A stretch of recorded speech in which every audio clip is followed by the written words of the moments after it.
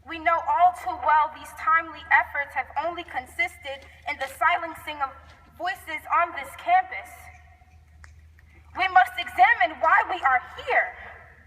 We are not at the call of the students, but at the demand of the top-down approach of the administration. Approaches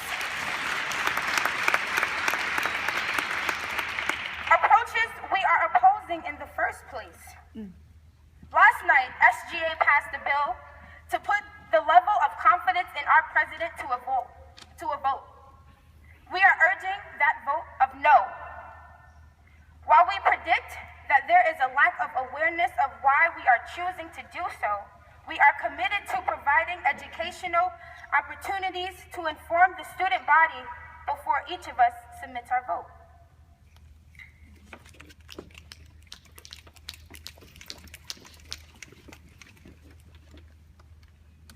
We will now provide just a little bit of insight into how we feel. I'll just open it as that. This is a statement that we are making. We are making 5 statements, and Mike. Give her the mic! Yeah! Woo! Thanks, guys. Okay, so essentially we would like to give you all insight into why we are articulating what we are articulating, which is a no confidence vote. And I will begin. In Tom Rochon's book, Culture Moves, he makes many statements about existing power structures and the way in which change comes about. In particular, he states that, quote, there are times when human communities face the need to adapt and to do so quickly. Continuing on, Rochon emphasizes that, quote, families and schools pass on cultural values between generations. It is clear that schools do pass on cultural values to their students, and it has been made clear that through the lack of real action, accountability, and face-to-face interaction, that Tom Rochon does not pass on cultural values that are consistent with or conducive to students at this institution, and especially those of color.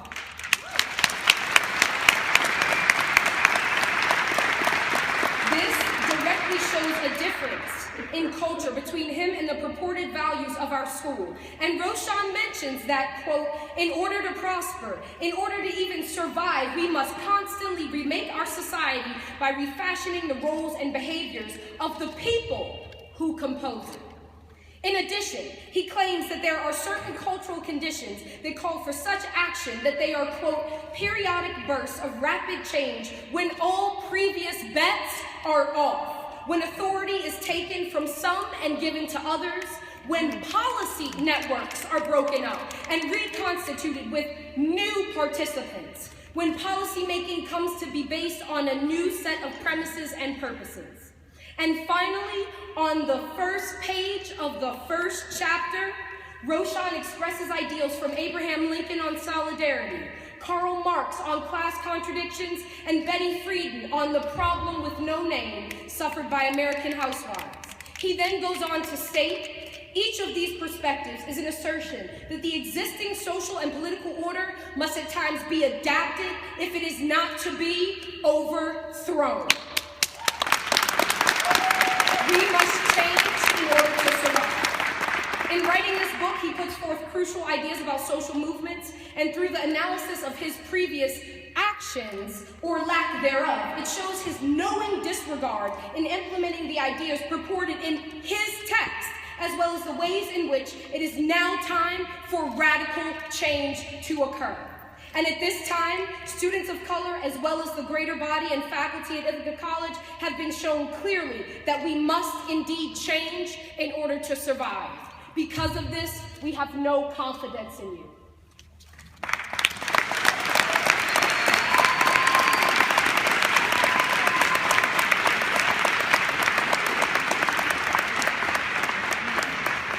President Rochon.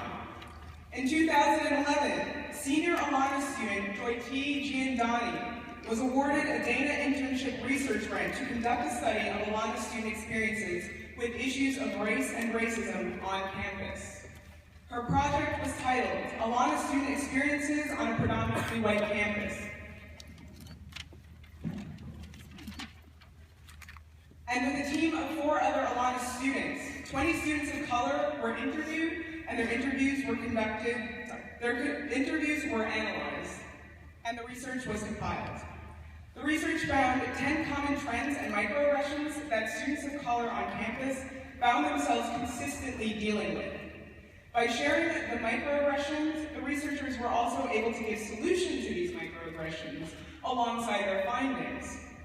For example, almost all students interviewed said they often felt forced to represent a racial group or category they identified with during class. Solution: understand that all teachers at IC must take part in some form of ongoing education around race and racism.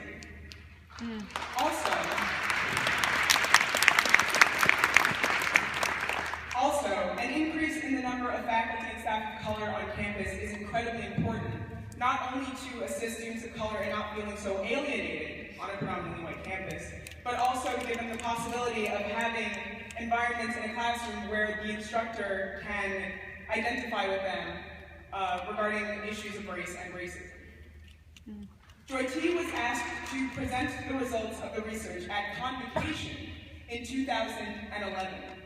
The video of this event shows that you were President Mershon, as well as the Board of Trustees were present for the entire event, sitting right behind Joy T on stage. The research was also presented to 2 full rooms at the National Conference for Undergraduate Research in 2011, which took place on IC's campus. All this is to say, President Mershon, you know about the research and race-related experiences on campus. You were sent all of the results, as well as other key people on campus were sent the results, such as the Director of Campus Life and Academic Life at the time.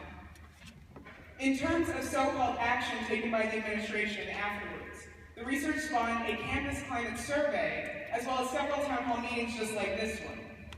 However, in congruence with the POC at IC today, Joy T has observed that in these town hall meetings, nothing happens besides the reinforcement of complacency, with the administration giving the illusion that they care about students of color on this campus and are doing something to improve their experiences.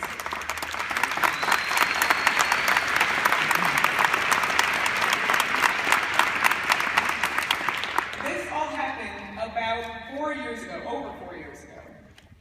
Today, Alana students are still experiencing the same issues highlighted in this research that everyone was made aware of.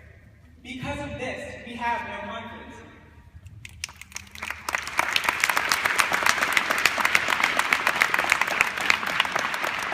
In fall of 2012, the administration administered the Campus Climate Survey to all IC employees and enrolled students. It was entitled the Campus Acceptance, Inclusion, and Fairness Survey. In this survey, only 2,186 out of 6,704 enrolled students responded to the survey. Self-reported identities of the survey respondent indicated only 19% were Alana, while 81% were white. The Ithaca reported 22% of the overall student population is Alana. Therefore, approximately 86% of Alana students answered this survey. Our voices are being projected, but they are still not being heard.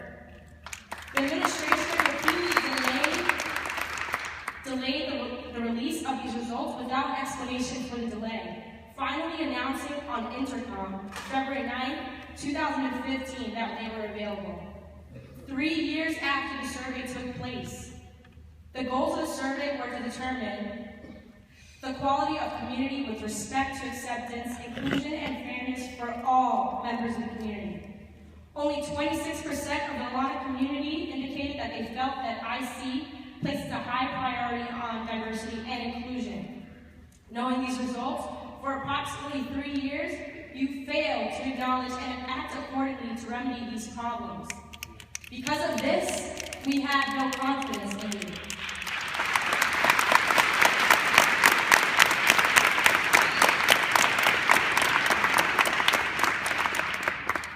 Not only do Tom Rochon's values not match up with the rest of the IC community, but but his and the rest of the admin's so-called values are inconsistent.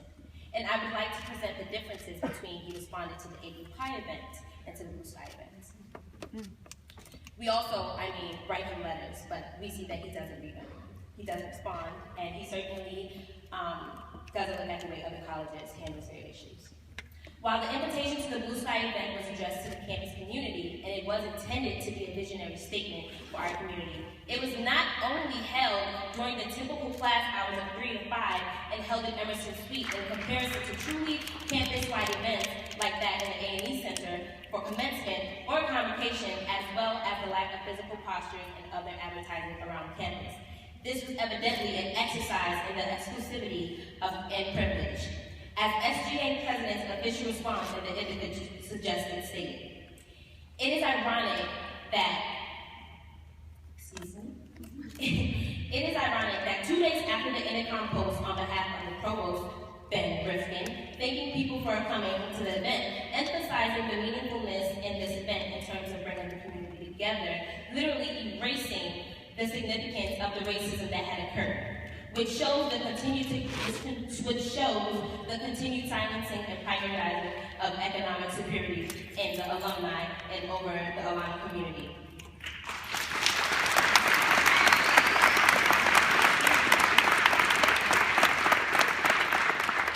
It was not until the SGA wrote their piece that called the administration out on this systematic oppression that Blue Sky had exhibited. The administration, that's when they decided they wanted to release something on Intercom. In this statement titled, Message to Campus Community on Blue Sky Kickoff Remarks, released on Monday, October 12th, 3 days after the official event occurred, stated that, in general, the college cannot prevent the use of hurtful language on campus. Me, myself, find that is inconsistent with the school's diversity statement of, the college values diversity because it enriches our community. My experience that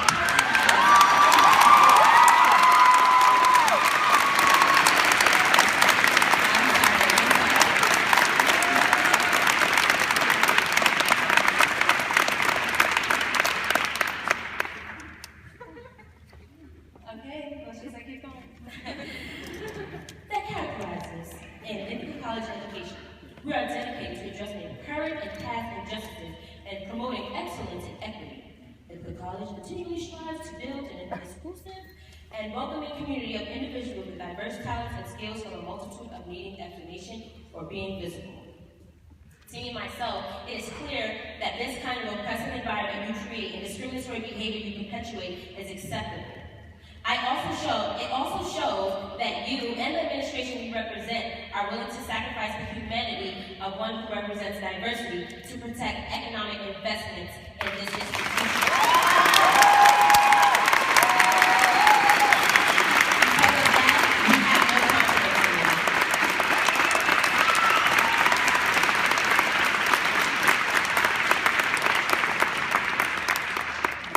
And isn't it interesting the way the administration decided to address the students going to the AE Pi fraternity or racially themed fraternity party, dressed in costumes that exaggerated racial stereotypes, though it highlights the stark contrast, but also the underlying lack of accountability and boundaries by the administration, right? In terms of who must obey the guidelines and who must take on all the responsibility.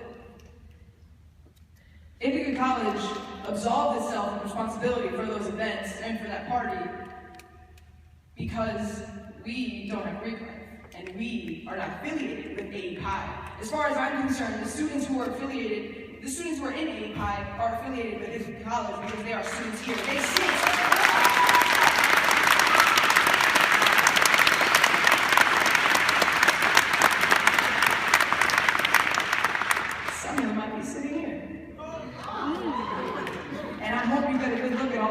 Who are up here because these are one of the few and far that have to deal with the racial microaggressions that go on campus every single day, in the classrooms that you sit in, on the pavements that you walk on, in the buildings that you are in, with the professors that we all talk to. You are responsible for that party, and you should be held accountable.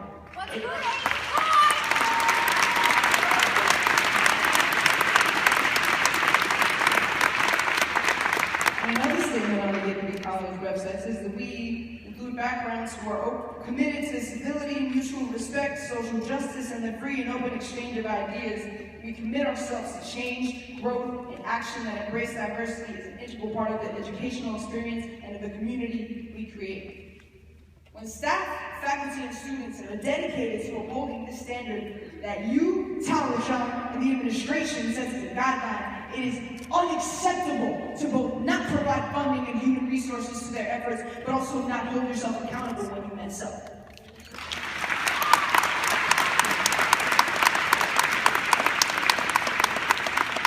It is not enough to dismiss that party under the guise of unintention, because the impact it has on your IC community is riveting.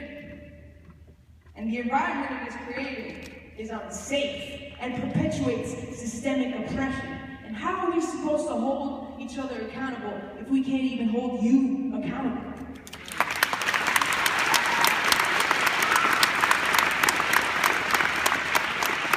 And let's talk about the timeline of the events, because the fact that that AE Pi party happened the day after the Blue Sky event, and they thought it was acceptable to send out invitations for a Preps and Crooks themed party, giving these colorblind terms, but inherently racialized wording to describe crooks and displayed blind assumptions that everyone would know what preps are.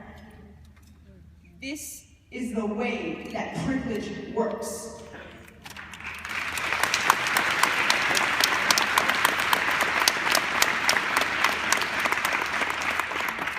And I just found out today, interestingly enough, that in 2012, on this campus, when there was a swastika drawn on one of the doors of East Tower, the administration went through hell and back to try and fix that and find out who the student was and suspend that student. Things like that happen to people of color on this campus every single day, overt or covert.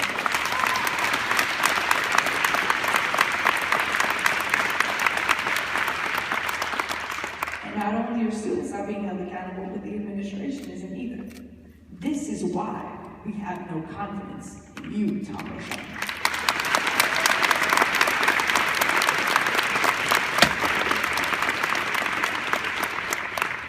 As part of the IC 2020 initiative, in your letter, Eliminating Bias, Create a Community of Respect, you state, quote, "Unfortunately, incidents of bias and hate can and have occurred on our campus over the last few years.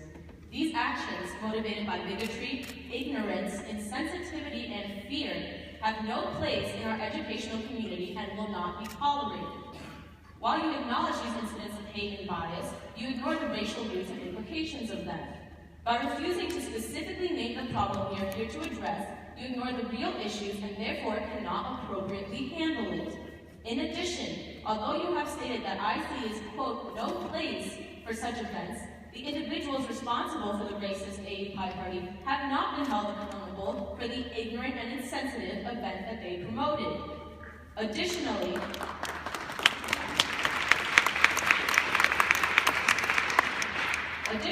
the refusal to cut ties with or even address J. Christopher Birch for repeatedly calling Tatiana Sai, a fellow alumni and a woman of color, a savage, further proves your inability and unwillingness to act on behalf of equity for people of color at IC.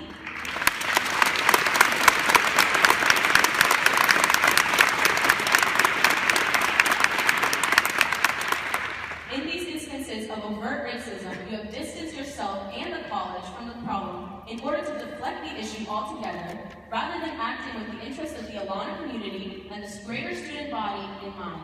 Because of this, we have no confidence in you.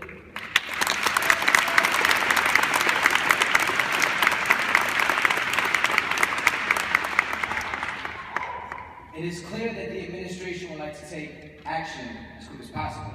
Yet, they fail to understand that the action they should be taking is towards understanding the feelings expressed by the people of color on this campus. We do believe that conversation is a part of action.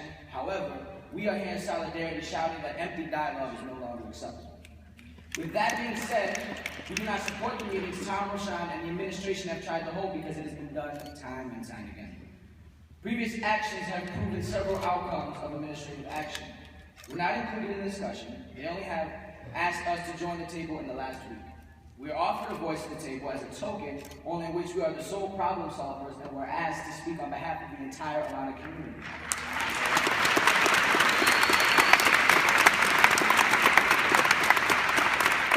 Suggestions are also handpicked by the administration and action is delegated to a committee with no quantifiable results. We, Atlanta students, are not fully included nor given credit. Due to this, we do not trust the administration to work with us on our list of demands. We are not rushed to abide by their timeline because democracy takes more time than tyranny. We will be holding demand sessions. The dates and times will be posted on the POC at IC Facebook page. These demand sessions will be free of the administration and the press. The official dates of these events will be shared on the Facebook page by Friday at 10 p.m. As far as POC at IC is concerned, this meeting is over. We encourage you to walk out with us and chant in solidarity. Thank you for your time.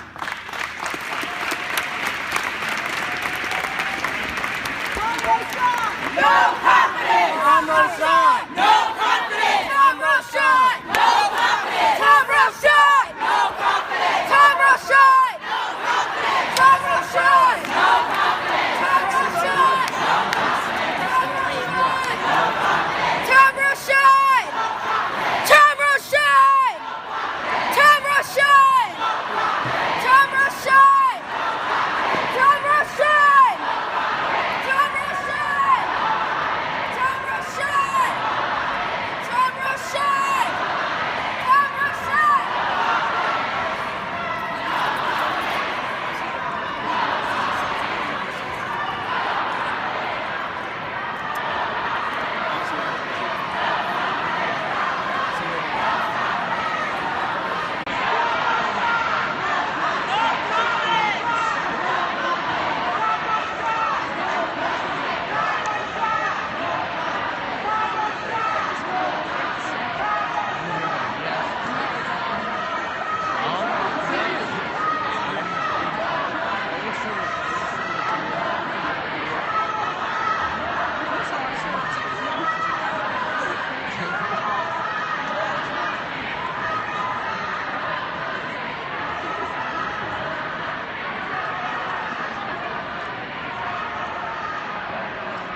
See on my sweater.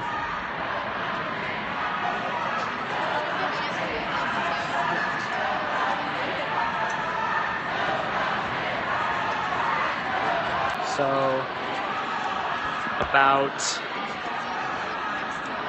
I'd say a solid 3/4 to 4/5 of the student population that was here has walked out. And in interest of journalistic integrity, I'm going to stay and see what Tom Roshan has to respond, as well as there's people on the panel. But currently students are making their way out of the A&E Center, and that is currently what is happening. Just wanted to give you all an update. I'm trying to do the best I can to keep up with this. So, pretty interesting first Periscope session for myself.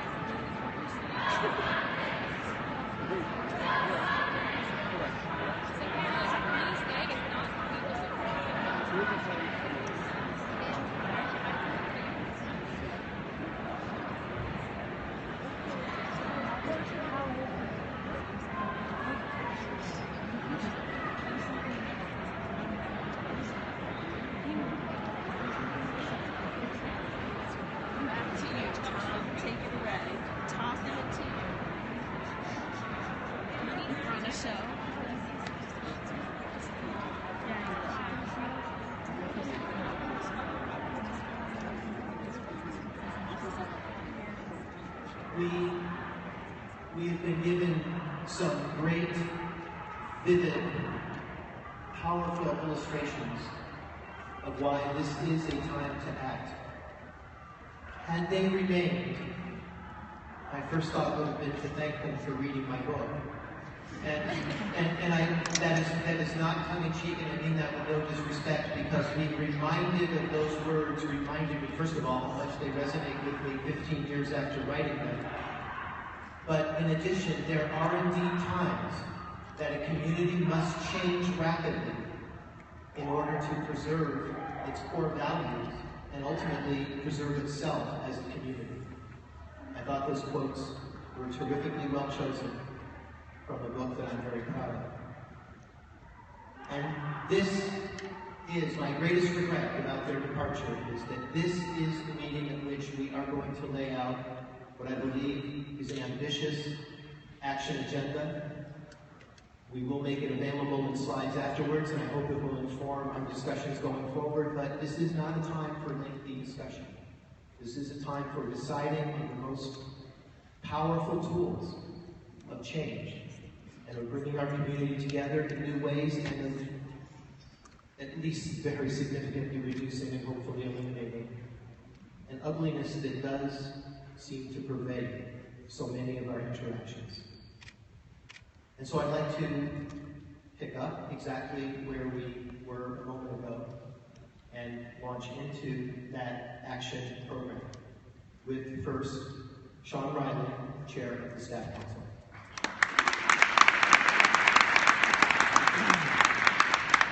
Thank you, Tom. I'd first like to say it is truly humbling to be here with this group of people for such an important event. I thank you all for being here and welcome feedback as we move forward.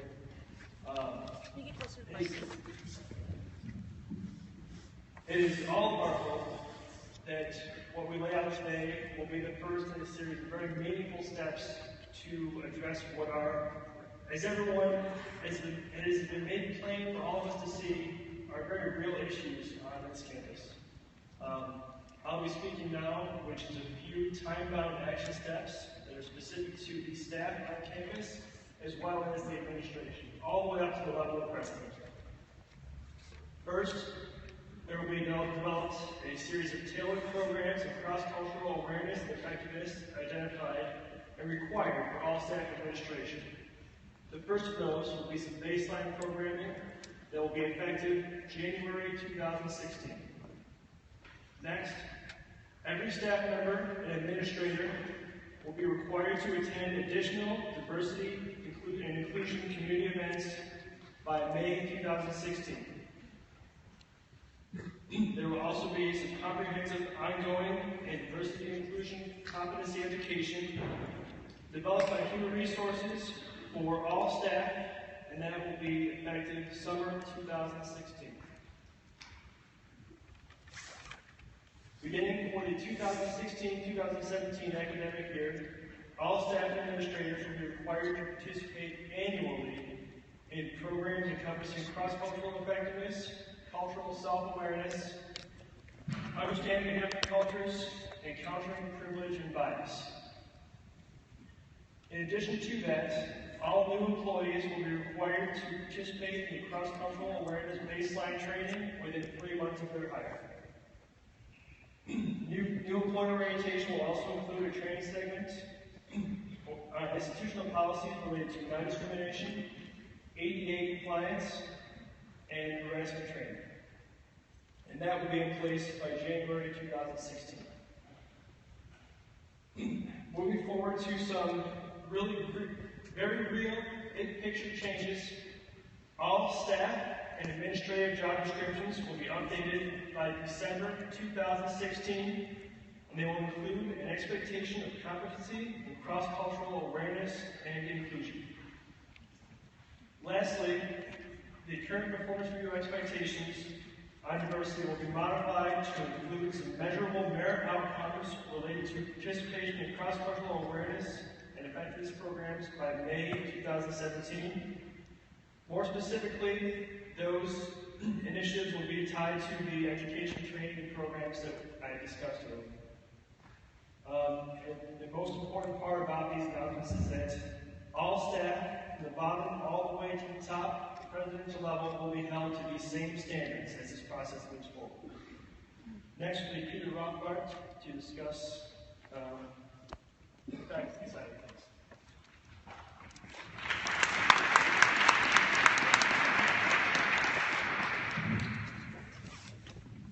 That's better. Can you guys see the slides, or should I read them?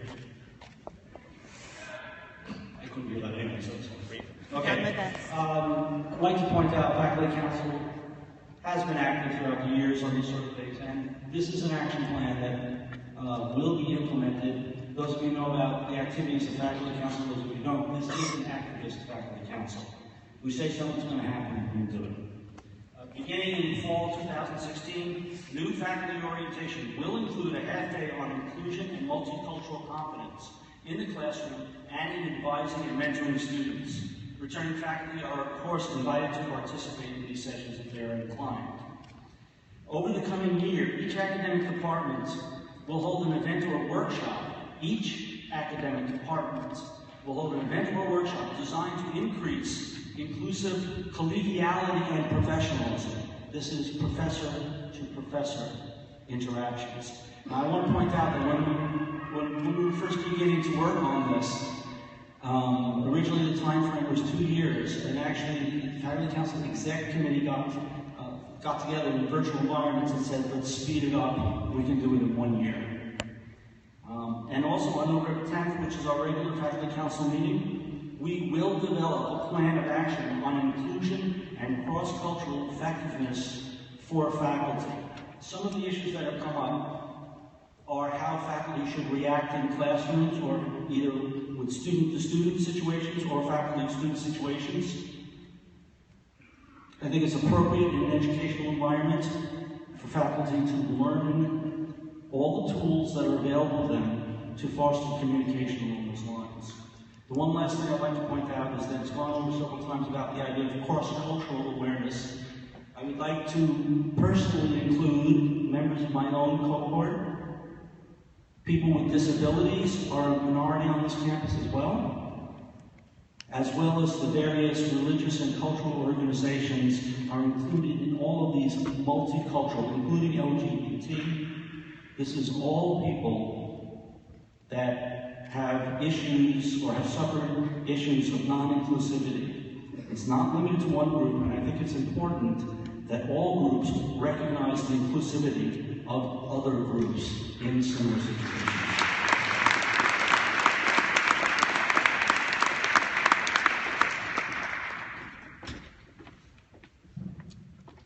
Good afternoon. Thanks, Gary. Volunteers are an important part of our community as well. From the Board of Trustees to Movement Day volunteers to every volunteer role in between, for alumni, for parents, for other friends. They represent us both. They come to campus, and they also move among the world, the nation. They represent Ithaca College. Beginning immediately, volunteers, including trustees, members of the Alumni Board of Directors, and others, will complete cross-cultural awareness training by May of 2016. We will also set and meet goals for diversifying our volunteer leadership and an annual check-in on these goals. Finally, we will revise volunteer roles and responsibilities with a focus for each role and responsibility on diversity and inclusion, again by May 2016. I'd like to introduce Provost Benner.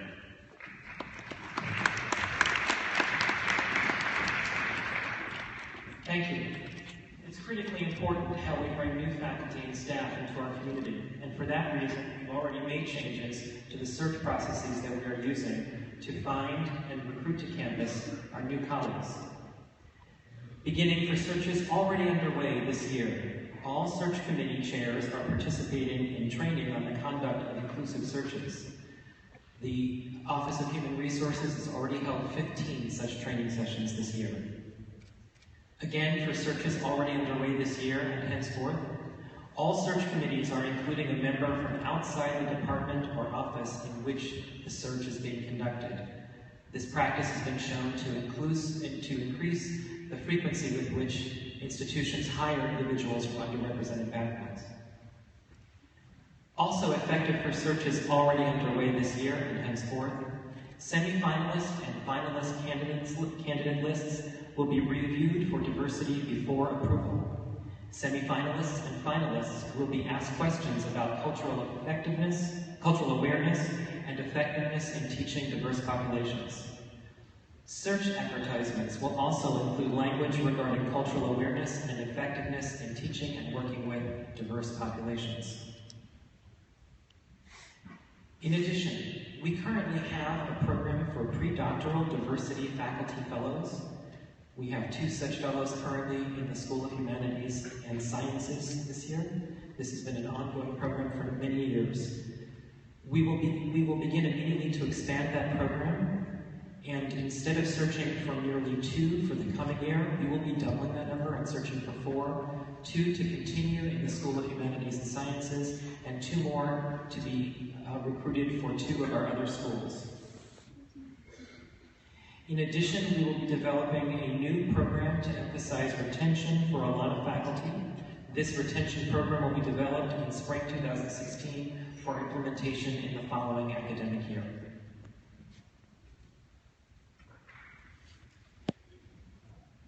With regard to student employment,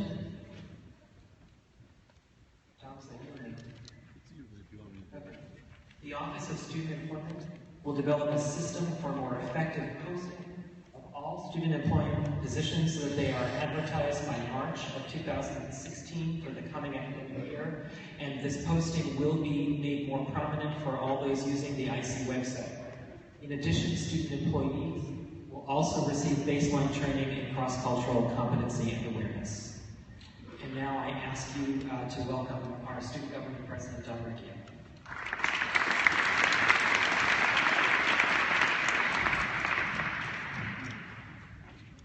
First, I'd like to address every student that is still here. Not only do I represent the student body as your elected representative, but I also serve the student body, and I take that very seriously and to heart.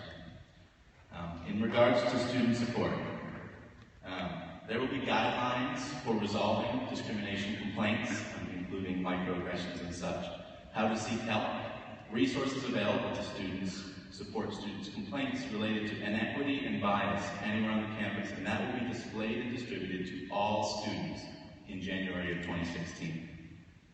We're going to be expanding the list of individuals available and trained to support students in navigating the discrimination complaint process completed by fall 2016.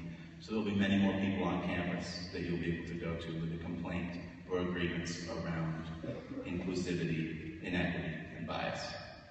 An office to serve as the physical and emotional support safe space for Alana students will be identified by fall 2016. This will be a physical space on campus. There will be a new mentor program linking Alana alumni and students, and that will be developed by the fall. That will be specific and in addition to all the current alumni student engagement initiatives. There's going to be an increased emphasis on inclusion and respect added to the annual fall welcome for incoming students in the fall of 2016. Starting next fall, every student that comes into Ithaca College will go through training that is designed to welcome them into this community and help to make them culturally competent to what Ithaca College is and strives to be. There will be an increased emphasis on inclusion and respect in the Leadership Academy for athletes as fall 2016. I know there are a lot of athletes here today, and you missed your practices for this, or practices were canceled, so thank you so much for coming out. It's really important that you're here. And I know that the Leadership Academy is really extensive, and I assure you that the training and emphasis that will be added in will be very meaningful and very poignant. And there's also going to be an increased emphasis on inclusion and respect for leaders of student organizations, including Student Government Association, for 2016 and 2017.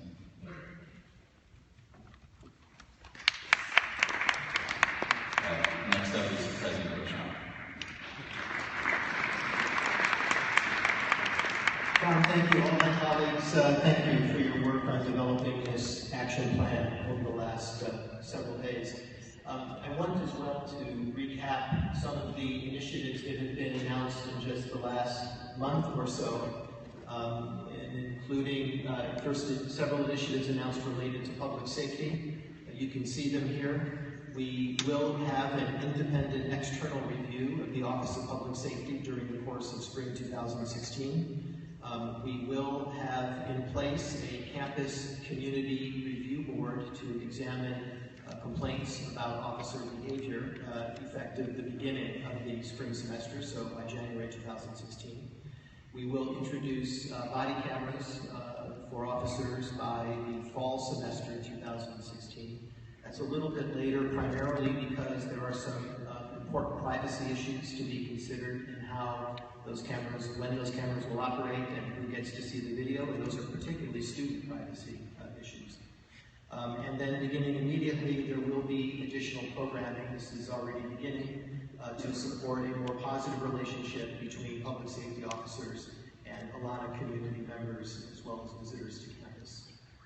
In addition, several other ongoing actions, again, all of these already announced, but it's important to be reminded of them in the context of the total program. The Council for Diversity and Inclusion, or CODI, has been established already and is beginning to operate. Its charge, as you can see here, is to assess, monitor, and initiate recommendations to improve and enhance diversity and inclusion programs, policies, and practices implemented at the college. We will also be conducting a campus climate survey with external facilitation and analysis, which frankly should speed up the process compared to the last analysis, which was handled internally. The consultant we've hired will develop the survey in the coming spring semester in collaboration with talking with a lot of groups, students, staff, and faculty about concerns and issues that should be explicitly included in the survey. And the survey itself will be administered next fall semester. Finally, I want to address accountability for all of these actions. It's important to develop an ambitious program like this one, but a program like this, we need to retain our focus and retain our commitment and retain our accountability going forward. So first, we will maintain full transparency on progress on all of these initiatives by posting and regularly updating the progress through a college website with the URL still to be developed. Also, for each action described here, the relevant vice president will conduct an annual review of outcomes, not just that the action itself is being taken, but that it is actually having a measurable impact on the campus climate. And then finally, there will be ongoing consultation and assessment of progress by the administration, continuing to work directly with the leaders of the three governing bodies, the Faculty Council, Staff Council, and Student Government Association, as we have done in developing this plan to begin with. So that is our action plan in its current draft form. What I'd like to do is open the floor to any questions or comments that you might have about these proposed action steps, but as well, if you want to offer thoughts or on additional actions that would promise to also advance the climate of respect and inclusion on this campus. There are people, I believe, with microphones who can get them to you if you're interested in making a comment. And I do also want to remind you that if you don't find it comfortable to speak, I see some people moving, so microphones should be coming. If you don't find it comfortable to speak in this large of a gathering, please do, but you have thoughts that you want to share, please do share them on one of those 3x5 cards, and we'll collect them and review them. Yes, thank you. Hello? I noticed there was a blinding missed programs to inform public safety officers and increase their multicultural awareness and diversity training. What are the programs for that in the coming future? Thank you very much for that comment. First, I want to let you know that all comments are being typed up and recorded, so the words you say and the thoughts you have are not just going to disappear. Public safety officers are included in the comments on cultural awareness and diversity training for all staff. Public safety officers are staff. But that raises a second question that I think is also important. We're very aware that that training will be most effective if it's not one size fits all. Different staff have very different responsibilities, very different levels of connection or communication with students or other staff or faculty, and we will be trying to tailor that training as much as possible to the responsibilities of different individual offices. Hi, I think you're addressing a lot of important issues here, but I noticed there seemed to be something that was overlooked. You didn't mention the idea of sexism at all on campus. Like, there are a lot of women on this campus who feel that bias every single day, and I think that's also an important idea to keep in mind when you're creating all of these programs for inclusion and excluding people and eliminating biases. So just keep that in mind, because there are a lot of women on this campus as well who feel bias every single day just because we're women. Thank you.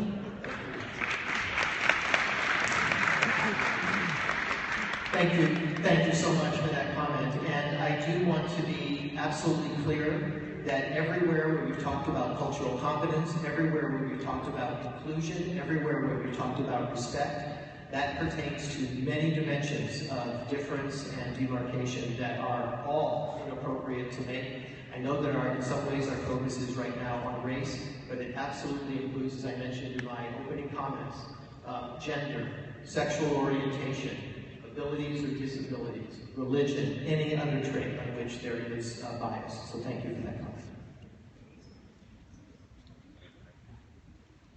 Hi. So one of the concerns that I have is that we've seen that public safety officers have already gone through diversity training, and it's clearly apparent that they are not actively participating in this training or absorbing it in any meaningful way. So I'm just wondering what changes are specifically going to be made so that we're ensuring that our staff and faculty and our students are actively engaging and participating in this diversity training and cultural inclusion. Yes, thank you.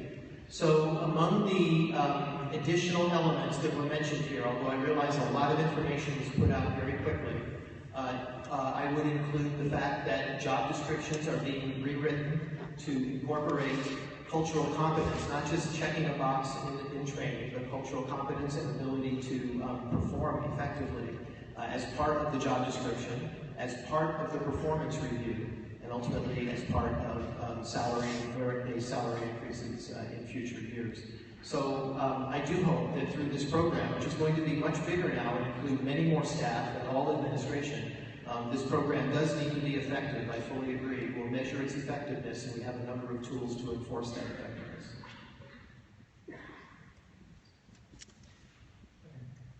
Hi, at the end of your slide you said there would be additional programs between Alana and public safety officers. What would those programs look like? Thank you. That's a great question and one that I can't answer. I'm looking around for someone who might help me out on that, and if no one comes to my rescue very quickly in terms of the nature of those programs, I'll make sure that we get that information out.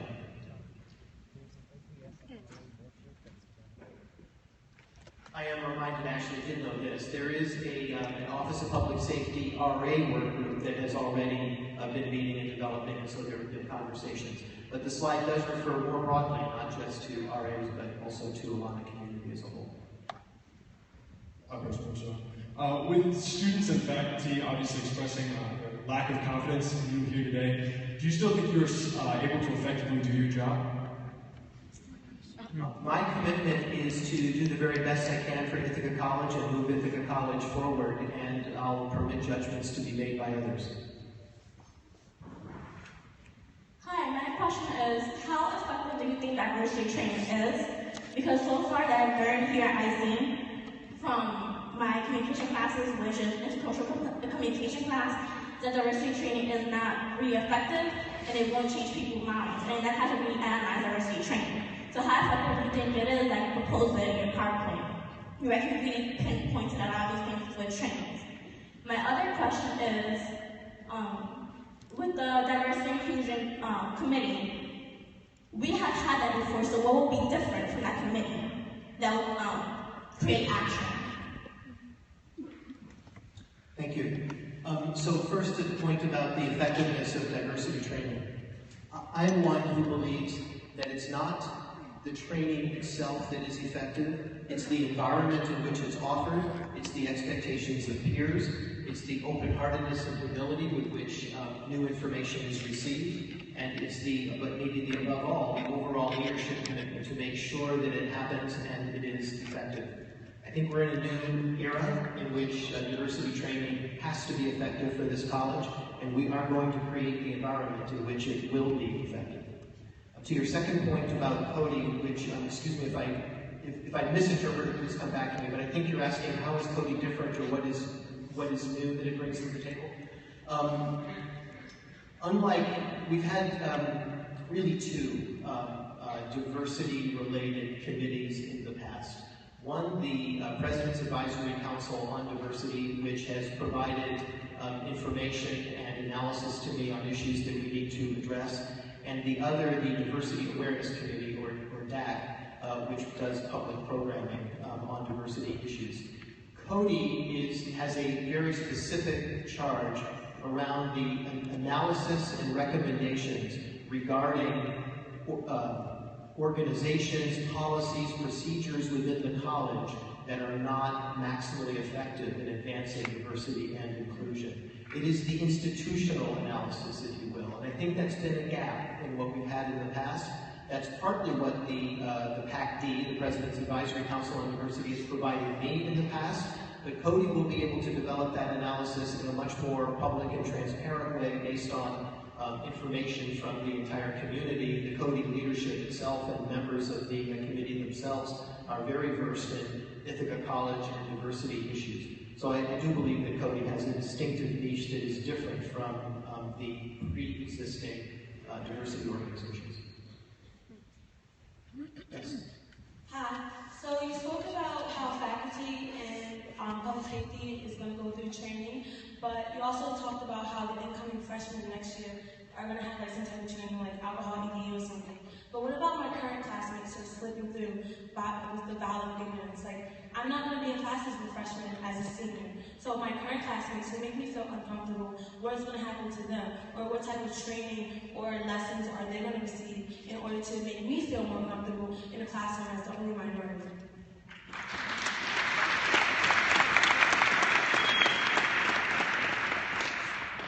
Thank you for that point. And I don't think we have an answer to that right now, but I want to fully acknowledge that to get where we want to go quickly, we need to reach everybody on this campus and have people think carefully about the way they interact with others. So I cannot give you an answer, but I want to acknowledge the deep importance of that point about returning students. I have some questions from people on Twitter, and then I have some comments and also questions. One of them being with these diversity training sessions, who is the one in charge of the cultural, the mandatory, what's it called? What's that thing called? Yeah, that thing. Like, who is in charge of making it, and how do we know that they are people who are... How do we know that they are confident? Confident in being the ones to teach those diversity sessions that are now going to be mandatory. Right. So we will in general be identifying outside experienced agencies and organizations, experts in this area, and bringing them in to do this. This is not an in-house capability.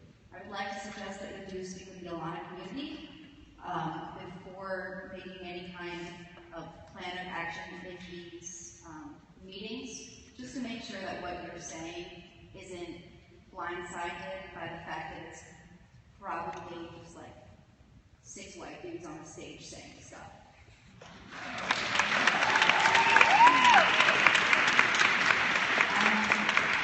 Some other things that I have been told to ask you is, I probably should have. So for the plans of action that are taking place either in January or May 2016 or next fall, what is the plan of action for now? So until we get those body cameras and figure out what's happening, just for an example, for public safety, what is going to be done now, where we can see action instead of just delaying the action? So we will have in place next semester, beginning of next semester, the Campus Community Review Board is a place to submit complaints, which is a different channel than the complaint channel in the past. And the independent review will take place during the next semester. Again, I want to emphasize that the body camera delay is not a technical delay. It's actually fairly simple to acquire body cameras and start using them. But there are very important policy issues that, more than anything else, are about student privacy. And we need, and because it's an emerging technology and other campuses are also just adopting these, we want to make sure we do this right and that we protect student privacy and how this is implemented. May I just ask, we can start the discussion right now, we'll be here all night. You just called us 6 white dudes. Is that a microaggression? No, it's not. Just like how you can't be racist towards white people because white people are not the people suffering.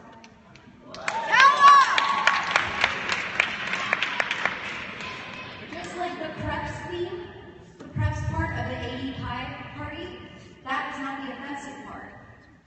Like people who were. Do I need to explain racism to you? Here. Okay, so racism is a systematic oppression. White people can be racist. People affected by racism can be racist and be prejudiced. So what we said was a prejudicial statement. Slow down. I'm hard of hearing, so slow down. All right, I have to talk slower. What happened was a prejudicial statement. It was a statement with prejudice. I hold a lot of prejudice towards Caucasian people. What happened was not a microaggression, and it was not racist towards you, okay? Because racism is oppression of a majority to a minority, and it is systematic. So this is good, because now we have the discussion. But, look, I'm not trying to discuss with you right now. I do want to comment on the comment that you made earlier, that the POC at IC movement was lacking intersectionality because we want to talk about people in the LGBTQ community. Do you think that that does not affect, do you think that accessibility and LGBTQ plus issues do not affect people of color at IC? I didn't say that. But you were suggesting it, and it was implied. You gotta speak slower, I can't hear you. You were suggesting it, and it was implied. No. The fact that this meeting is going on without the majority of your people of color here is showing something. The fact that it is 6 white, Caucasian, cisgendered males, now I don't know your orientation, but I'm gonna assume you're straight. The fact that this is happening right now is an issue. Alright? No, yes, you want dialogue, the Ilhan community wants dialogue on their terms. I'm not speaking as representative of any movement. I'm speaking for myself. Listening to this puts me through pain.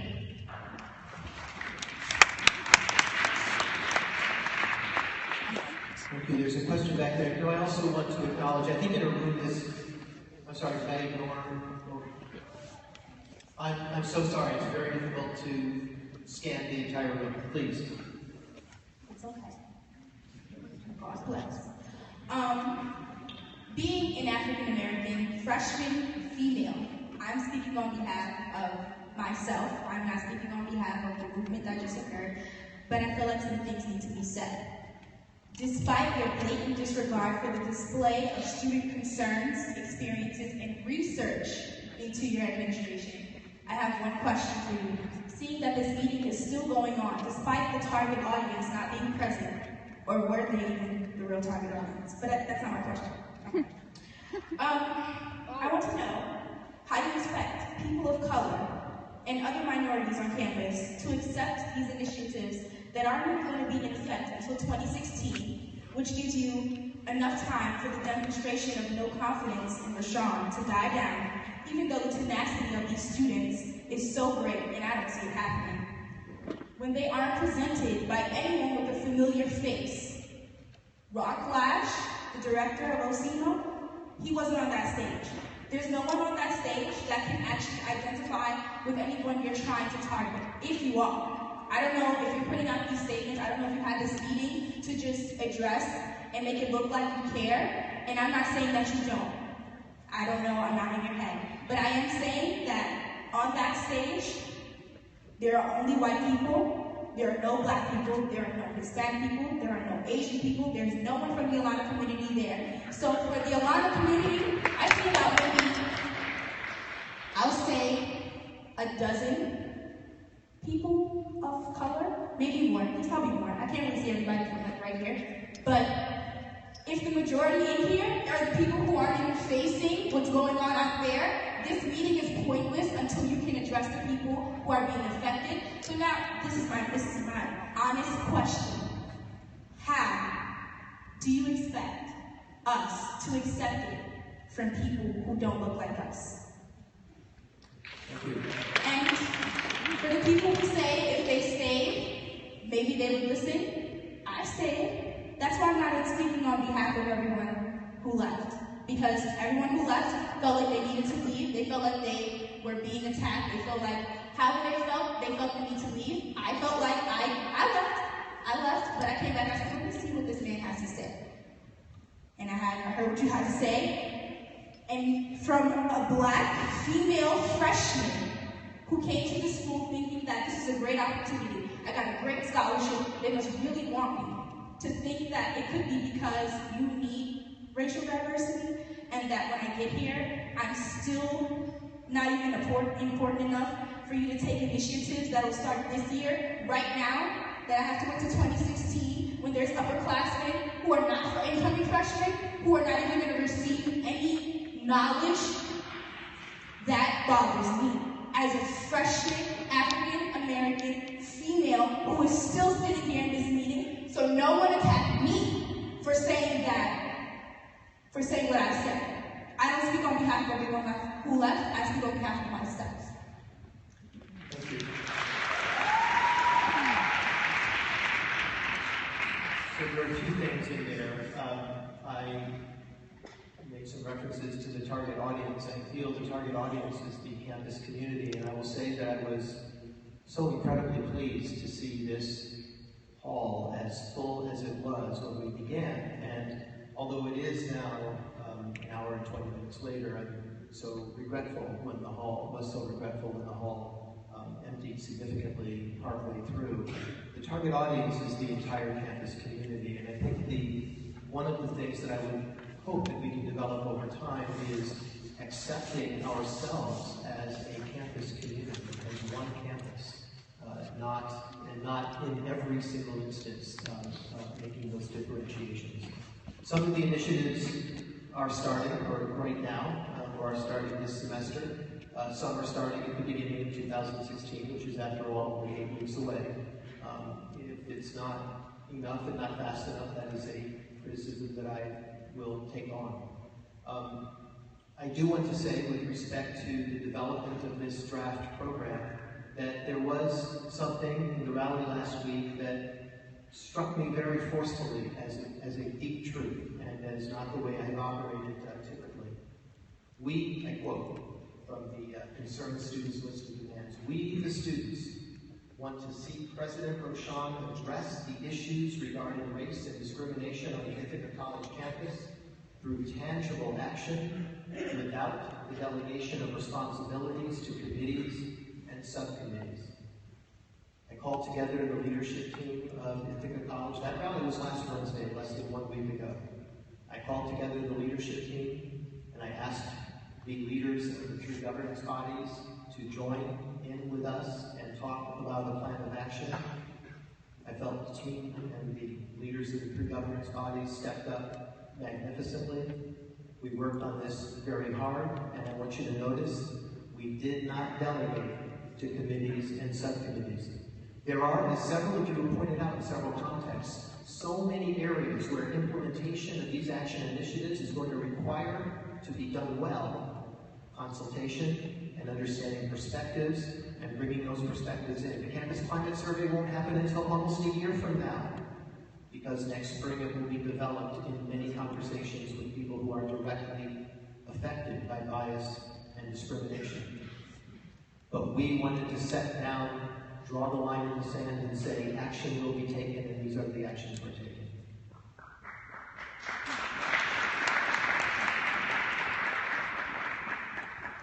Okay. Hi. One of your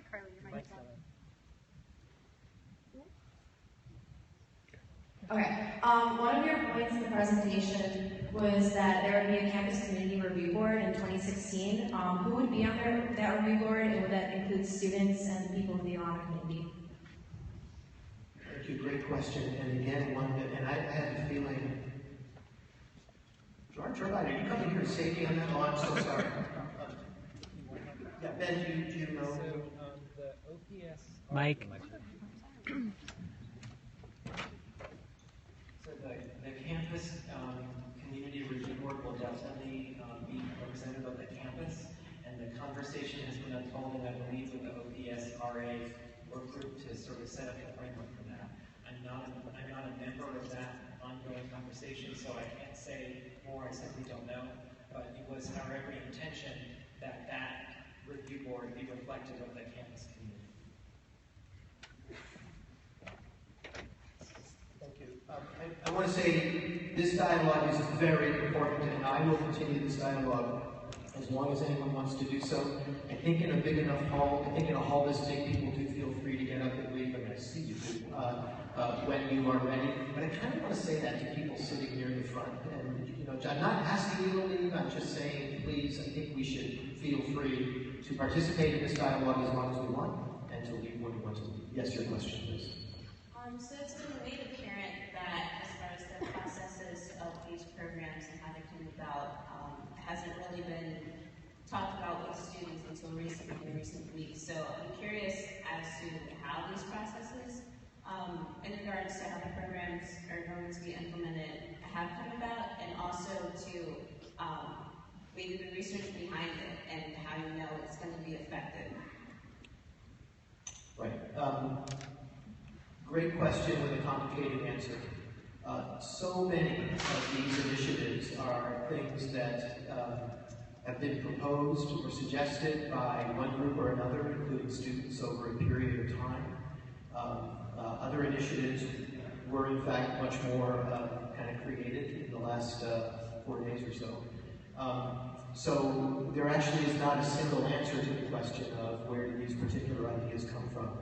I think, in a way, the part of your question that I would latch onto as especially important is, well, what about effectiveness, and how do we know what's going to be effective? All of these initiatives, all of these actions are meant to do one thing: change the campus culture and make it more mutually respectful and inclusive in a very highly diverse campus. And so the measurement of impact is going to be what really matters. And I would imagine that a few years from now, some of these initiatives are getting a little bit less, are a little less important to us, and other initiatives are more important to us because we understand their impacts.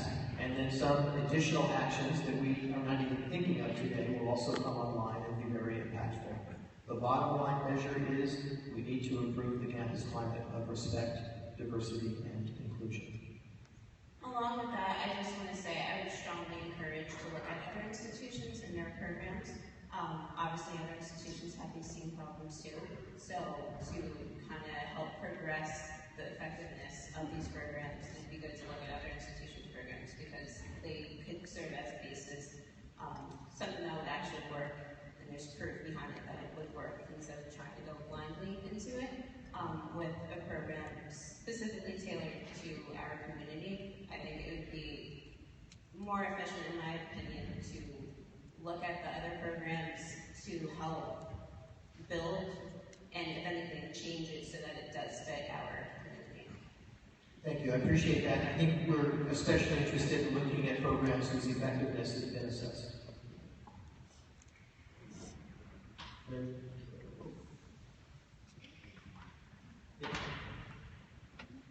Hi, my name is Austin Wolcott, and my kind of question is, we've seen tonight and the past couple weeks that it's clear that there are a lot of people who have no faith in your ability to lead this college and your ability to control the social unrest that's going on right now.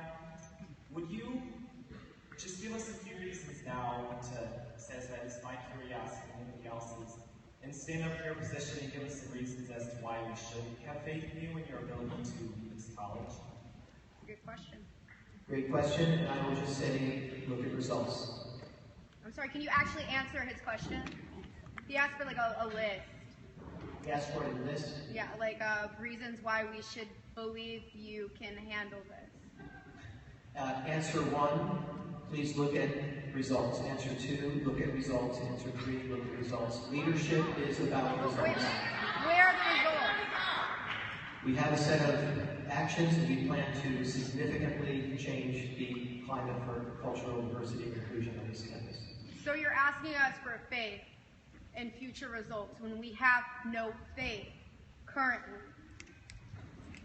I understand where you are right now. I mean, I do.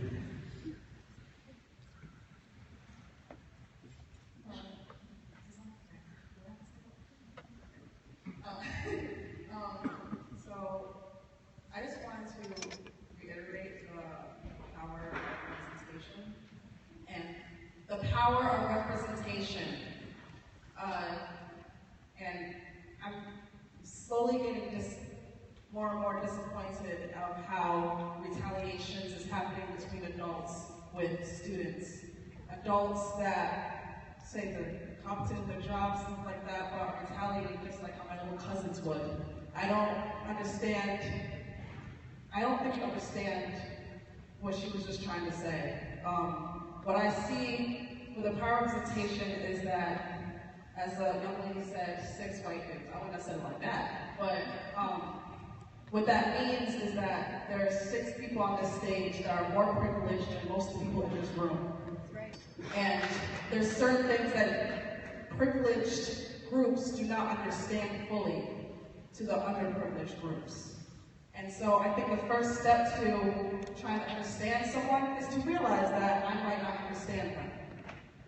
And that, I think, is proactive, productive, and saying it in this manner is not attacking.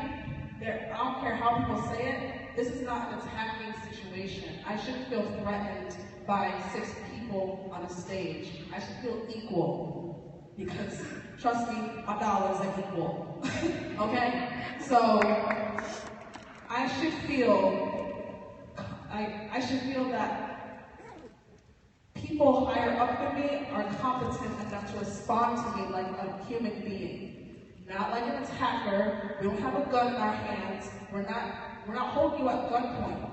We're asking just to be heard, to be seen, and to be recognized, and to be acknowledged. Just like any other human would if they felt otherwise.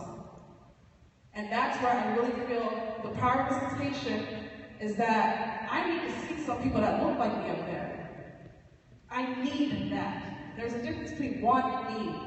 And I need that in order to feel like I have confidence in you, in all of you. And I'm a freshman, so I still have the benefit of the doubt. But as I'm sitting here, I'm slowly getting more disappointed, as I said.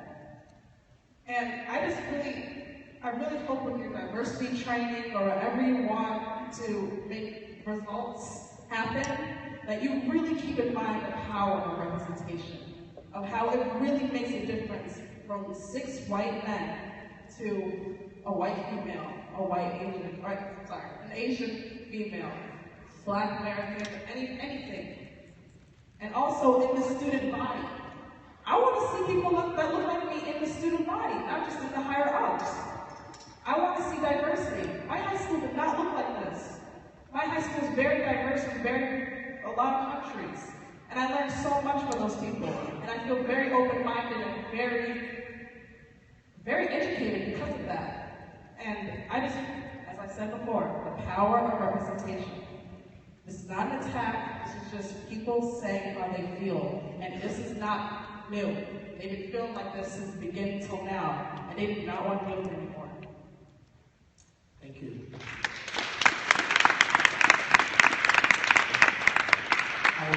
I would just like to say that I feel you express so eloquently precisely the campus climate that don't we all long for, in which you feel that your voice is as respected and heard as anyone else's, and that it doesn't matter what your role on this campus is. That speaks to me very deeply, and we are in 100% alignment on that particular objective.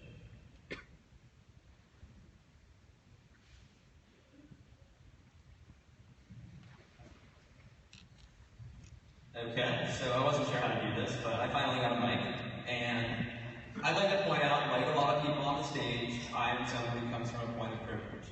I am white, I am male, I am Christian. There are a lot of things I have going for me. I may be blind though, but I see that as a privilege, because one thing I can do that I don't see a lot of people doing up there today is listening. We have people come in here and we disregard that. Those are my friends. Those are the people being hurt. That is why I'm here.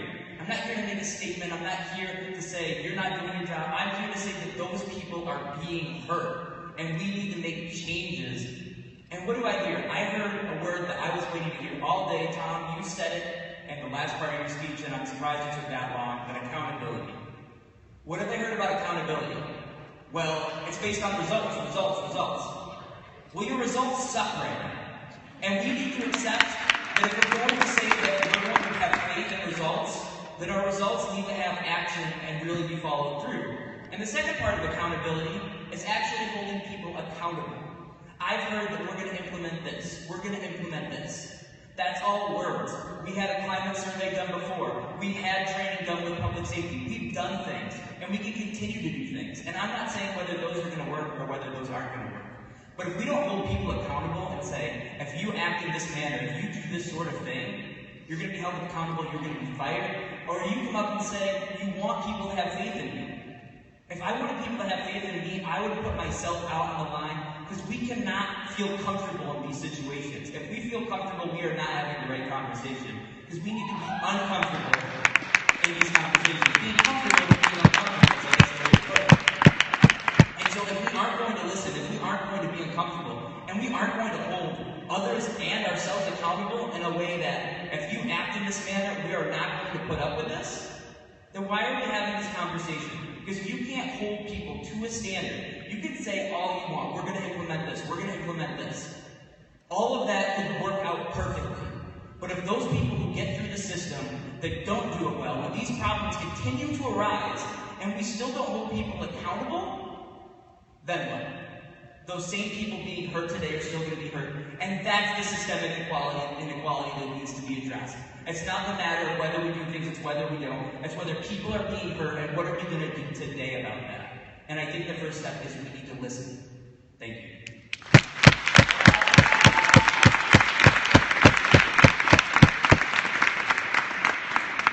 Thank you, and I fully agree that accountability is the cornerstone of the entire action program. Yes. Hi. We've been talking a lot about certain leadership groups, like the Leadership Academy, the Student Government Association, other groups that have specific leaders. And also we've also been hearing a lot about actions that are going to be implemented next semester, next year. And I'm wondering how the students who aren't in those leadership positions, how the rest of this community that makes up that culture of our community is going to be affected, and how we are going to help when we leave it in college, so that we can say, I had a great time at the college and I learned a lot more in and out of the classroom. How are we going to be helped that we can be leaders outside of the college without being in those leadership positions? I'm sorry, I might not have understood the point exactly. Sure. Without being, for example, I'm an athlete and I'm very fortunate to be part of Leadership Academy, but there are a lot of other women and men on my team who are not in that. So without being specifically in the Leadership Academy, how are we going to change this culture? And how are they going to be able to say that they learned a lot if they aren't part of those discussions and they aren't part of those, I'm forgetting the word, that they aren't part of those trainings? Without being a teacher, without being a leader, there are leaders on our campus who aren't tagged as leaders, and how are they going to go out into the world after they graduate as a leader and change the world? Thank you. Thank you. I'm sorry I needed to hear it twice, but I got it. I think that one of the very best things about an Ithaca College education is how many students are offered and accept the opportunity of leadership in one form or another. On a team, in a club or organization, through an informal network, we've seen leadership demonstrated here today at this event by students. And the Leadership Academy among athletes, and congratulations to you for taking up that opportunity, is one of those things. A culture affects everybody in the culture. The leaders and the followers, the willing and the unwilling. That's part of what's so devastating about a deeply flawed culture, is that it inflicts its flaws on everybody, whether they want to be a part of it or not. The culture that I would like to create at Ithaca College, I can't say it that way, the culture that I would like us all to work together to create at Ithaca College is one that would also draw everybody into it, and it would be a far healthier culture than certainly with respect to diversity and inclusion that we have today. Student leaders and peer-to-peer influences are going to be very important in this process. So I hope that kind of, but there is a difference. As a leader, you're going to get more out of this experience than a teenager who is not a leader. There's a question over here. Hi, I was sitting on the bleachers, and time might have passed to say something, but I was actually very angry by something I heard. I'm an alumni student at this school. I'm a Puerto Rican and I'm a Muslim, and I don't look like it. I don't look like a stereotypical Puerto Rican. I don't like any stereotype. And it's painful for me to experience people saying things like, oh, 6 white dudes up there, to assume, my fellow alumni students are going to assume that people are white and people are straight just because of the way that they look. And that's really backwards. If you want to be inclusive and you want inclusivity and you want to receive that, you can't not give that out as well. You can't take it away from people just because they don't look like you. And it's just because I look at white doesn't mean that doesn't mean that my grandfather didn't come to this country from Turkey. He didn't have a struggle. My grandmother didn't come here when she come here from Puerto Rico, and she didn't have to struggle to face racism, and for her brother to die in the streets of New York City by police brutality. That's not the kind of thing that we want, and that's not the kind of thing that I want to hear from my fellow honor students. I'm really, really mad about it, and I can't believe that somebody that I see as an equal and somebody that I see as wanting and just as upset by the actions that are taking place at this school, saying something like that. Because that's not what I believe, and that's not what I think that we all as alumni students, and we all as students in general, should be saying. Thank you for sharing that. For what it's worth, I feel that being human is simultaneously easy and very, very hard. The very, very hard part is we can never walk in each other's shoes and know who each other is. It's just not possible. And as you point out, sometimes there will be assumptions. Frequently there will be assumptions about someone based on what you do see. And those assumptions will frequently not sync up at all with who you think you are in one way or another. That's the hard part. The easy part is this. All we have to do is talk with each other and, as was pointed out, really, really listen. So thank you for sharing.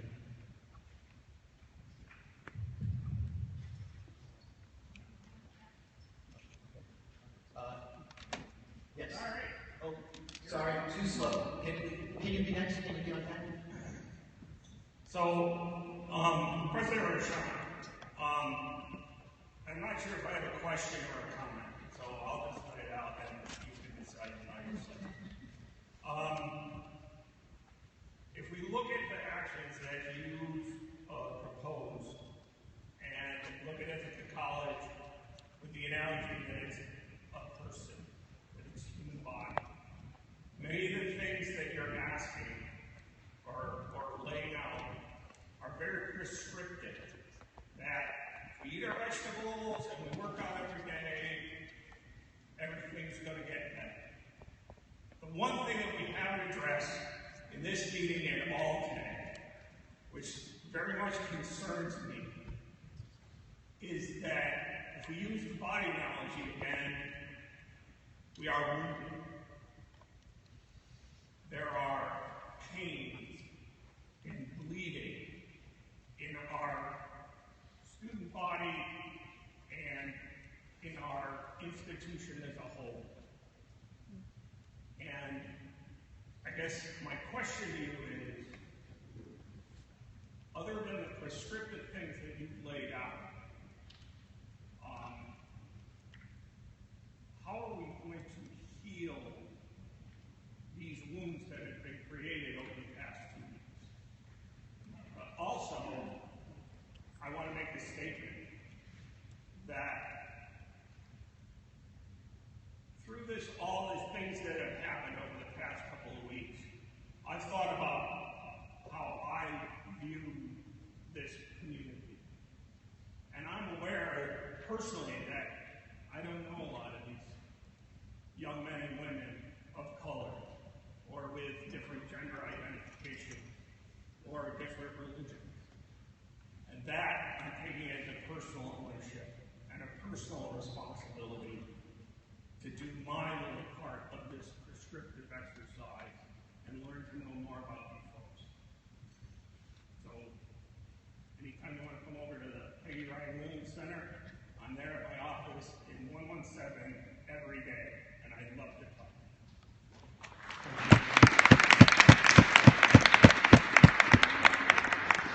So I would just say, I think you posed a really hard question and then offered an answer. You're right that much like eating vegetables and working out, probably these action steps, I hope they promise significant change over time. None of them are going to change anything tomorrow. And if we can get to the place where we just have much more dialogue and get to know each other better, that's the short term. That's the best short term answer I can think of. So thank you for that entire thought. I'm going to sit down. I'd just like to agree with some of the points put forward, especially regarding the issues of who's running and initiating these programs that we've proposed.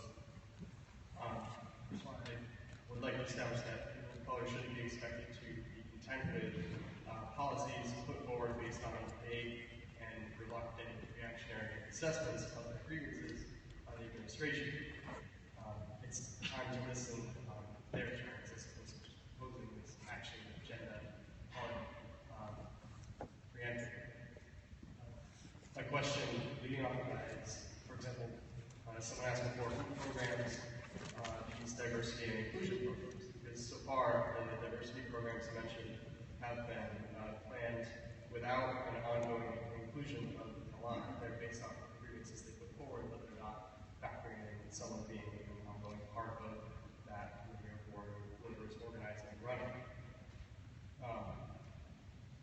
So far the heads of these programs are either unmentioned or something like external review.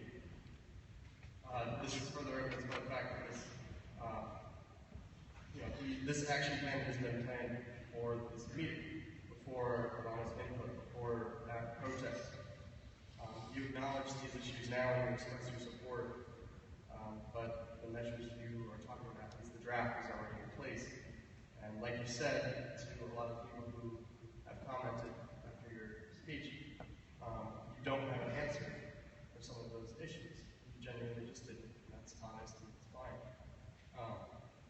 But the issue is you made this plan before taking these issues into account. I think that's part of the problem, and that's why so many people have an issue with this plan. It's not so much about issues with the plan, but when you made it, it's who you're considering, it's who's running. As other people have said, I believe someone said the power of representation is important. Those privileged seem to be the ones implementing, organizing, and continuing these proposed programs according to what you set forth for us. And that's what made those folks before walk out in the first place. So. Thank you. So I want to make sure that what we presented today is understood in its proper context. It is a draft set of action steps, and we won't be putting up the slides on our website immediately after this meeting because we want to incorporate feedback received at this meeting, and feedback received in the many 3x5 cards that have been deposited in the boxes. Many of the action steps won't even be fleshed out at that point because it's one thing to point in a certain direction. For example, we will have multicultural competency education activities that are focused on this and that group on the campus community. That really doesn't tell you who, what, when, what's in it, what are the accountabilities around it. So much needs to be worked out. We are pointing in a certain direction, and we are saying we must do these things. And the groups that will be involved in fleshing that out and making it real are themselves, in fact, highly diverse. Groups like CODI, the Committee on Diversity and Inclusion. So I just want you to understand that this is not a final version, and even as a final version, it's really not an implementable plan in its form right now. It needs to be, those action steps need to be very quickly turned into implementable steps. President Rashan, thank you for coming to speak tonight. My question is, what ramifications can people expect to see who may break the cross-cultural awareness codes for things such as microaggressions, whether they be students or faculty or staff, or if they're more blatant violations as well? And I guess my second follow-up question would be, as an upperclassman, I know we've sort of discussed this before, but would it be my responsibility to go to maybe CCA meetings to try to educate myself on where the college is trying to orient itself in terms of trying to get people aware of how they are living in a space that is full of so much diversity? Thank you. Very difficult to say anything very precise based on your framing. For example, there's, as we've found out, and this obviously troubles a lot of people, there's a great deal of difference in the college response to student behavior that takes place off campus and student behavior that takes place on campus. That's simply part of our student conduct code as now written. And it was not an arbitrary decision made about AE Pi per se. So when you ask about what are the ramifications of a microaggression or anything else, there's a great deal that it ends up depending on. To your, I'm afraid I'm going to lose my train of thought, to your second point around should you be, you might have been saying, should you be going to, where do you go to find out what Ithaca College expects of you, or should you be getting training? It's a little awkward when I'm standing in a microphone and we're in a big room, but can I just say from me to you, I would hope that the motivation for that isn't about what Ithaca College expects of you, but what you expect of yourself, and how you would want to relate to other people, and how you want them to relate to you in turn. I don't know how to be fair, sort of shifting around. If you don't have a microphone, maybe you're okay with that. Maybe I'll repeat the question if it's not. Yeah. We put forward a lot of things we need to improve on tonight, a lot of things we need to work on. But I know one of the main, thank you. So one of the big things, there's a lot of improvements, a lot of things we need to work on, put forth tonight. But I know one of the big critiques by a lot of people is that there's a lot of things happening, and there's no there's no acknowledgement that these things are wrong or these things are happening. So what are some things that you feel that you've done wrong, or places where you feel like you haven't done your best job on concerning issues of diversity and inclusion on this campus? Well, I named one actually earlier, which is I've replayed in my head the Chris Birch comments at the Blue Sky Reimagining many times, and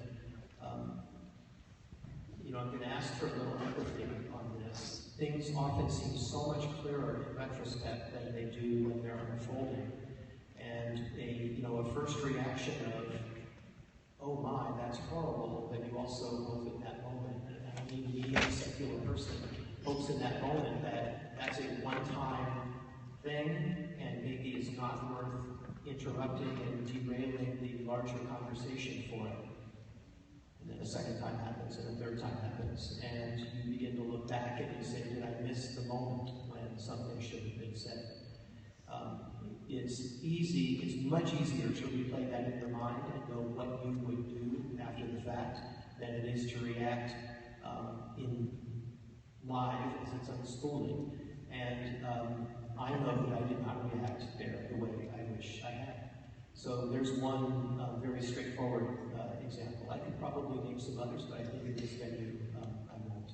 That is easily, though, the most painful moment I've had in a very long time. Yes?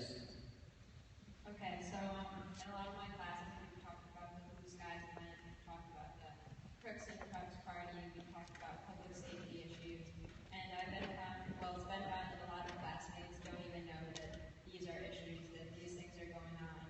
So the people that feel underrepresented continue to feel underrepresented, and they can hold protests, they can, be in places at certain times, but, a lot of these people that don't know this is happening aren't there at that time. And I feel like we just need a public display of what's going on so people are aware that these are issues and people are aware that others are getting hurt. Because there's a lot of people that don't even know that others are getting hurt. If we're supposed to be a community, we should be able to understand that there are others that we're affecting.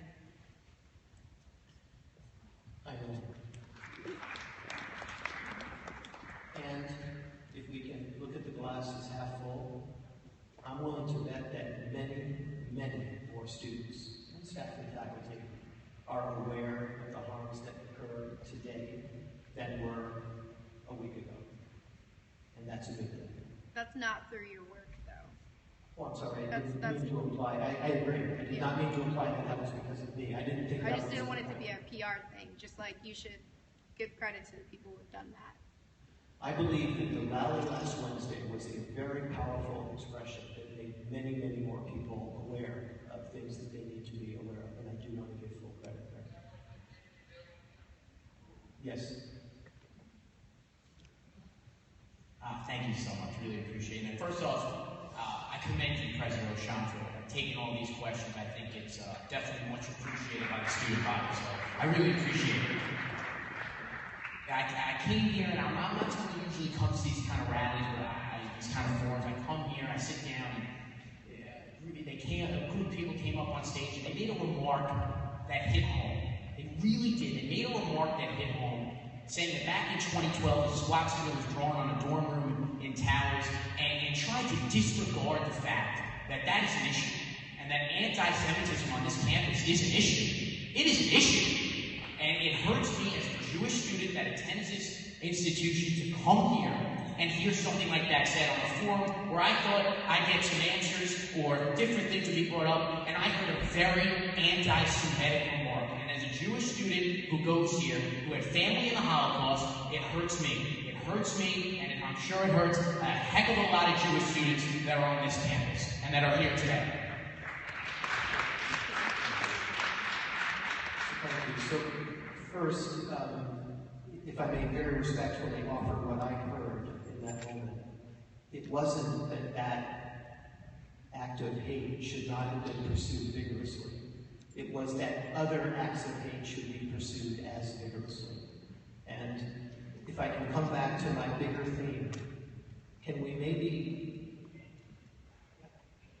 don't know, with true respect and open heart, can we maybe not, can we just accept that in a human community, we are all going to relate to each other and all of our feelings and all of our identities matter, rather than attempting to say this one matters more than that one.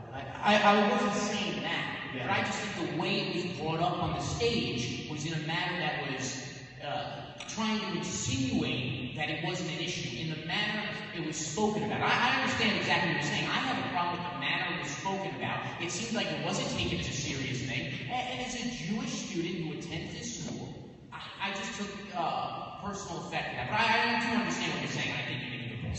So anti-Semitism to me is fully under the umbrella of the things that we absolutely need to work on. And for what it is worth, what I heard was take that intensity of caring about an act of hate and bring that same intensity to other acts of hate. That's what I took from that. Yes? President Rashad, I just wanted to start by thanking you. My name is Kayla, and I'm the Director of Jewish Student Life on campus, so I wanted to respond both to the comment that was just made and to the issues that have been addressed here as a whole. Working with Hillel as a student organization, I wanted to say that we support a lot of the initiatives that you're creating on campus, and that we also wanted to encourage other students and other student organizations to be a part of the conversation as well. And I know that you started reaching out to students to be a part of the conversation, and I just wanted to say that Hillel as a student organization wants to be a part of it, and we want to be able to talk to other student organizations in the Alana community to be able to move forward, both from a top-down approach and from a bottom-up approach, to have these kinds of conversations, to have this kind of education, and to have more dialogue and more education in general. So thank you for everything that you're doing, and I hope that other students that are student leaders in other groups do the same. Thank you. Thank you. I'm going to propose this. I'm going to propose a sweep from the right-hand side of the hall to the left-hand side of the hall. And anyone who wants to ask a question or make a comment as we kind of go. And then if there's someone who thinks after we've kind of covered that part of the hall, oh, I really wanted to make a question or comment, I am here. I'll be the last person out. I'm happy to be the last person out. But let's, in the meantime, in terms of the kind of more formal, if this is formal element, let's just do one sweep from right to left. Are you with a microphone there? Yes. You put a lot of emphasis on the respect aspect of all of this, but respect is not given. And so how do you expect people to earn your respect through these basic teachings? Sorry, how do I expect people to earn my respect? Earn the respect. How do I expect, I'm sorry. How do you expect the Alana community to earn your respect through these basic teachings if they don't respect you already? Okay, so it's not how do the Alana people earn my respect, because please don't ask me that question, but rather how would I be respected by Alana students? Is that the question? Yes. Yes. So, I've said this in different ways a few times, and it might be hard to internalize as my perspective on this. I would like to be respected like any human being would, but my entire motivation is to do well for Ithaca College and to move Ithaca College ahead on everything that's important, including a climate of diversity and respect. If I can't earn respect along the way on that, I'm regretful, but that's not my objective. That's not where I'm focused. We'll continue our sweep. This entire section. Sir, hi, thank you very much for speaking. There's a lot of things that were said today, and all I really have is Tom Roshan, no comments. That's great. That really is. And the fact remains that it's said, and you have people go up on stage, and you have people take over this, really, college assembly and lead over half of it. That's crazy. I'm a white, middle-class, male, American. I don't really understand how privilege works, but I know I have it. But what I do know is that they were doing that. In that time frame, I know I felt that emotion about something, and I was going to hop up on a stage and 100 other people in even assembly is supposed to fix the issue, that time frame is not working. That's way too long. 2017? Yeah, I'll be out of here in 2017. I need things now. I need that. I would say something has to be implemented before we go to break. And that sucks for you. Like, I really feel true for you because you're probably not an unconfident guy. Where you're at, you probably have a lot of confidence. You probably work hard to get where you're at. And you're in a tough position right now. You have to make big decisions. But you have to do them now. You can't wait. You can't wait 8 years. You can't have these committees that are going to go to the processing, which are then going to go to another committee, which is then going to have it done by 2017. You need things that are going to be fast-forwarded, put on the fast track, and done now. Or you're going to lose the rest of the student body inside instead. That's crazy. You can't have that happen. You're the president of our school. We need more from you. And that's when someone who doesn't even understand the issue that much. I don't get a response from you, but I just need you to know that just from watching, just from sitting here, that whatever time frame that had, and the idea sounded good to me. I don't know how they sound to everybody else. They might be wrong. But something has to be done way sooner than how it's being treated. Like, this is something where literally thousands of kids just left. You have to change something right now. Thank you. Hello again. I have two questions that popped into my mind very recently. One is an explanation of how I learned about these issues, because obviously I am white and I do have many privileges across my entire spectrum of being. I learned about it in a class in this college. The professor was sitting right there. So I have two questions. How can we make these classes more broadly taken by more students on this campus? Because I think that we have, I've seen a top-down and a bottom-up approach, but I think more should be done about the middle. The average students on this campus need to know more about how they're privileged or how they can take action towards a better future for this college and wherever we go after this college ends. So I think that these classes should be sort of required as a general education, as a way to broaden our views to look at the world. So that is my first.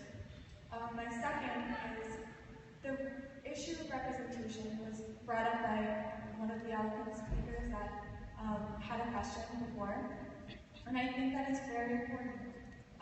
So my question is a genuine one.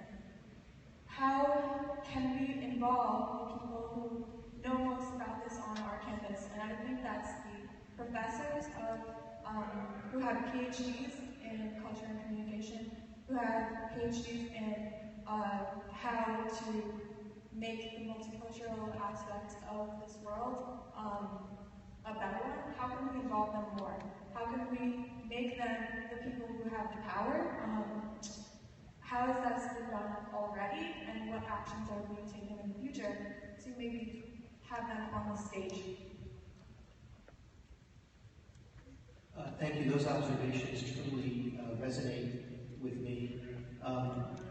The sort of thought about top, bottom, and what about the middle, for example. I would think of it maybe slightly different, because it's not really a hierarchical thing so much as there are those who are engaged in these issues, and then there are those who ignore these issues. And especially when you're trying to change a culture, the nature of the community, people who might otherwise tend to ignore the issues you've got to find a way to reach them. And it's not a program, it's not a training session or a workshop or whatever. It's got to be, it's much more systemic, it's much more peer-to-peer.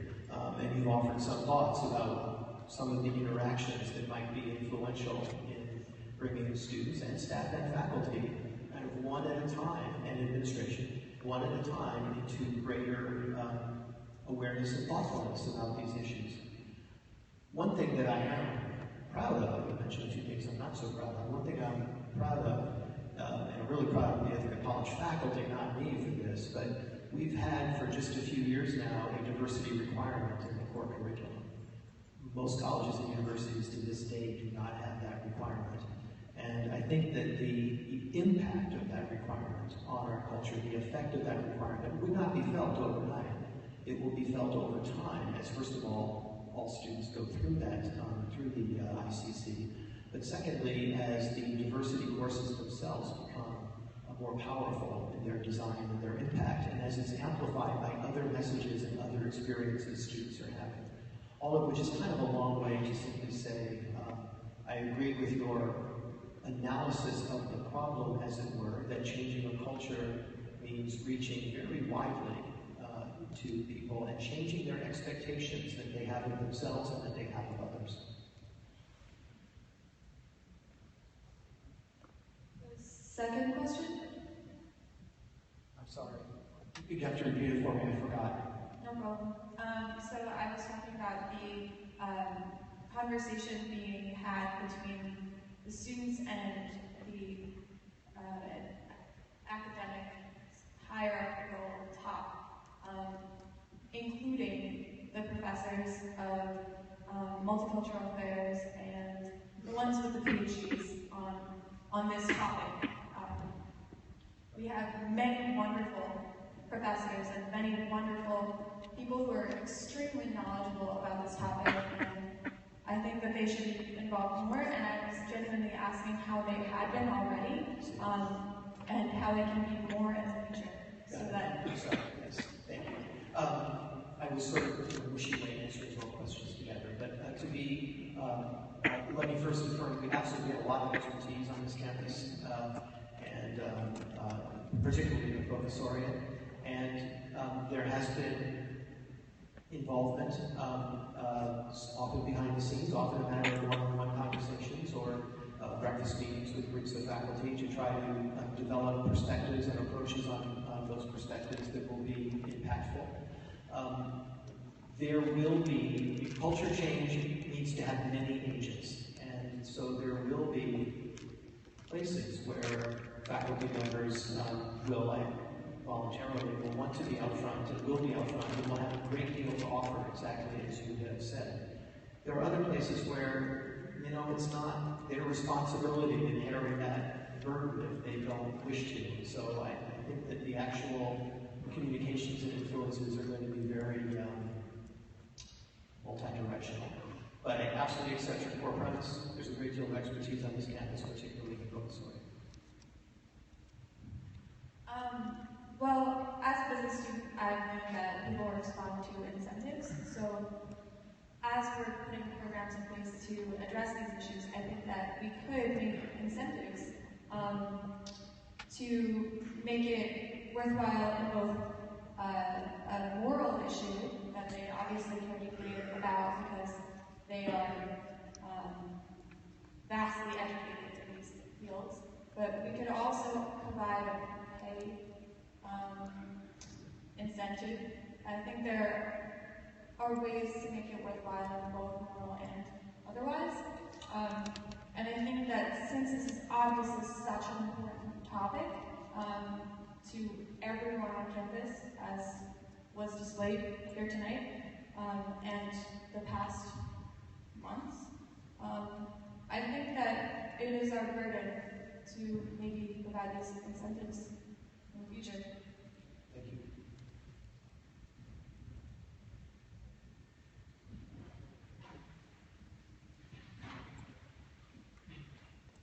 Hey, so you responded before to my comment about the issue of who's running and implementing the programs that you proposed. And you stated this is a draft to require this, and I completely understand that. What I meant with my comment was to push to fix one of these, in my opinion, one of these structural and conceptual issues with the idea of this action plan as is, which is the fact that it was made and planned to continue it without allowing participation, active participation. So what I'm about to say is a suggestion, not an accusation or anything like that. And that suggestion is to include members of the student body, specifically representatives of Alana, perhaps in some sort of formal group, as ongoing official group members with power, with say in these programs within the diversity and inclusivity initiatives, not just student government, but those who are directly related and affected by the issue we're discussing tonight. This will also help, I think, make the issue that a lot of people brought up about immediate action. I think it will help at least in some ways resolve that. It won't be a solution, but it will allow the student body to, from the start, actively participate in making this a more inclusive community. And I think that will at least alleviate some of our concerns as we go forward, instead of being blind to what you guys might be doing behind closed doors, no matter how transparent it is. Us having say, active, ongoing say, would be best. Thank you. Last Wednesday afternoon, I called one of the rally leaders and suggested a dialogue on action steps exactly like what you just described.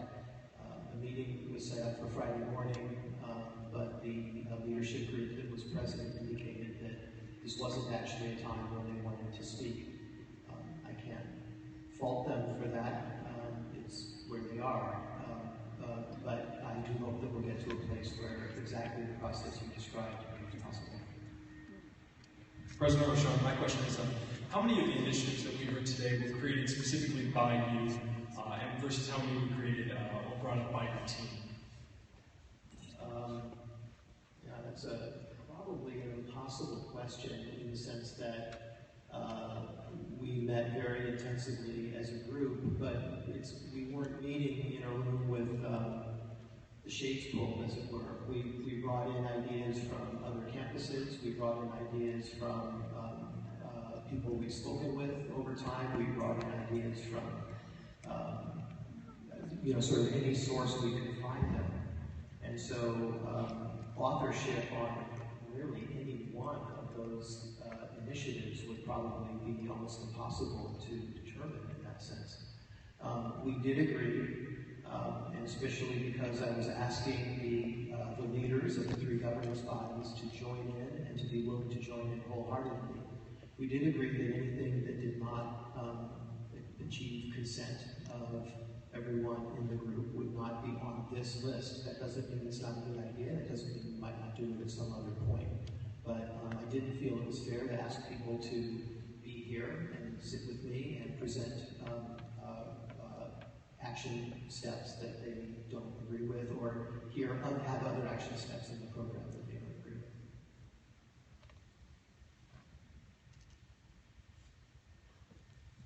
Good evening.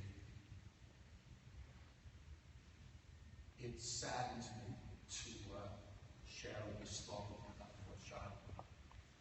As a political scientist, perhaps you know better than me that there was once a famous characterization of Winston Churchill that said, his future is behind him.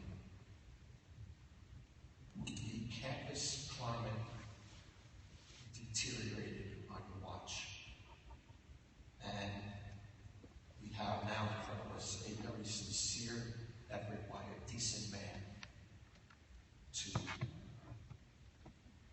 improve. But we've also heard a significant amount of the community no longer able to trust me. We've also heard the community expressing impatience with the very productive suggestions that you synthesized for us, but impatience with how long it takes to turn the Queen Mary around. I would ask you, sir, to reflect and to ask some of your trusted advisors to wonder with you if you are now amongst the best people, not the best, but even amongst the best people who can restore or create the campus community that you envision. I am certain that of your fondness for the college. I have come with great sadness to believe that the best contribution you can make is to stand down. That a legacy that you might be behind is this program as a starting point. But I believe that moving forward, new leadership is required. And I would ask you to reflect upon your ability in this situation, even though you are perhaps the single best informed individual on this campus about the nuances of who we are. It just seems to me that it's too late, sir, and that the single best thing you can do to contribute to a goal that you long for is to step down and have new leadership bring us back. I commend you for standing here today, and I thank you for the opportunity to share with you. Thanks, Don, for sharing your thoughts.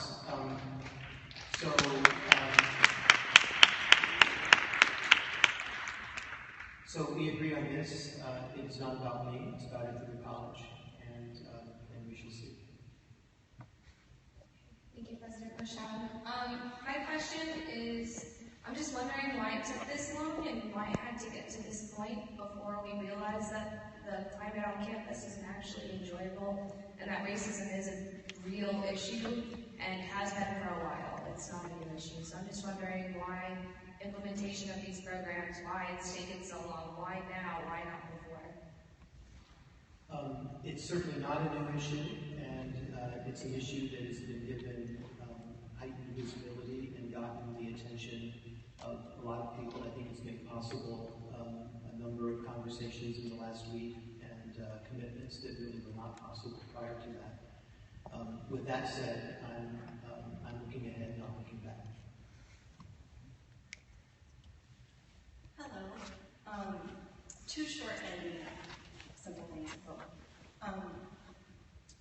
Firstly, I believe in you because, at this point, what other choice do we have? I believe in you because it is a lot weightier and there's a lot more risk to let down people who believe in you than to let down people who already have no faith in you. Second, the people who are here are people who obviously care about this issue, and the people who chose to show up in the beginning obviously care about this issue. My concern, along with people who have already stated this, and I guess want to reiterate it, I even live with people who have said verbatim, I don't really think that racism is much of a problem anymore. And those are the people who are not here, who do not care to be here, and the people who, are perhaps most, I don't want to say at fault, but because I don't want to blame anybody for a societal cause, but these are the people who perhaps need this most. You state wonderfully one of the greatest dilemmas around this entire project. And I think it's likely that the only way we're going to make a difference, if I can sort of take your first phrase and twist it a little bit, is that we need to believe in each other, individually and collectively. And we need to rally everyone who understands the hurt that is caused, the fact that racism and bias do exist, bias on all dimensions. And we need to make that visible and keep it visible. And we need to some of the benefits of an action plan like this, let's be frank. I hope there are a lot of benefits in the actions, they're not just made up for no reason. But part of the benefit is having an ambitious action plan. And I'm very aware of the impact of saying, we're going to take the college's strategic plan, and we're going to take the college's long-term vision exercise, which is going to ideally project us into thinking in exciting ways about how this educational community can evolve. And we're going to take our staff workforce analysis, which many of you would be less familiar with as students, but a core prop in our goal of maintaining or increasing affordability of the college education by looking so carefully at our largest expense on campus, namely compensation expense. And we're going to set all of those things on the side. Not that they're not important, and not that at some point we don't have to come back to them, because you can't cancel the future, but this is the most important thing. We need to get a wide awareness of that. And to some people who say, you're kidding me, this is the most important thing, that's where we need to penetrate that shell. I very much agree with the way you phrased it. Hi, I want to say thank you for answering all our questions. I know it takes time. And I just have a few questions to try to follow with me, I'm sorry. So one of my questions is, like I said about diversity training, in my opinion, from what I learned out here at IC and in our work, so to prove that it does recommend effective, how will we measure it for diversity training? That how do we show that it's working? My next question is, to this draft that what would be the next draft that you will put out about your action plans, or when will we release it? My next question is, what will the measurements to assess diversity training be out as well? And then with the results, with the question that someone asked, what are the reasons why we should have faith in them? We did look at the results. We looked at this moratorium and everyone left. Are those the results that you're proud of? And my next statement, or my personal experience, is that what's going to happen now, because like many people said, I'm a senior here at IC, and I've been dealing with this almost for 4 years. I shouldn't be here attending this meeting, stressing over this topic. I shouldn't have been planning for an org meeting, attending to an org meeting, trying to attend these protests to make my voice be heard. I should be worried about my exams, my education, more first and foremost. So, what's going to happen short term? And then, you mentioned a lot of things about humanism. You talk about human culture, and that you want to be respected as a human. I think if you portray that yourself and see you make us view yourself as a human, that will help us look at you differently. And how can we see that when you don't treat us as human? How can we see that when we manipulate our protests when making our voice be heard by putting notes into specialist students on folders, trying to manipulate our voices to be heard? That doesn't mean us as human and want us to respect you. So I think that by you making us view you as human, that might help as well. And not continue with it, and not to use, not in a way to use humanism and not use your political science degree so much, and not be so focused on what's out there in media to control what's out there in media and the public image of the school. If that makes sense. I hope it did. Sorry. Thanks. There's a great deal in there. Let me pick out a couple of things, and I'm sure I'm going to have to remind me of some other things. Let me pick up on your question about draft, what next, etc. Because that is a very understandable question. At this point, we wanted to very much respect the conversation that would happen in this meeting, and yet we wanted to start from somewhere, so we presented something. At this point, our goal is to absorb the comments, both verbal and written, and see how would they amend this particular draft. At the same time, we feel as a group the keen urgency around this, and there was a phrase that the perfect is the enemy of the good. What is the enemy of the perfect? Something. In other words, we don't want to wait until we sort of have everything nailed down before we start. Some of these initiatives probably a minority of them actually would be significantly started this semester, but some of them can. Some of them are actually already started. If you remember the last two slides were a recap of the recent past. So we want to partly, so there's a couple things. We want to incorporate the thinking from tonight. We want to triage and get started on the things we can get started on and allow further study and elaboration and inclusion on other things that we probably wouldn't start on anyway until next semester. So what does the next release look like, as it were, is a very good question that we probably have to figure out, but I do think that some element of that triaging has to be incorporated so that people can understand these things are locked down and we're starting because we need to act. These things are not locked down because we can't start right now anyway, and we need to consult and get input. Sometimes that might be targeted input from experts on campus or off campus.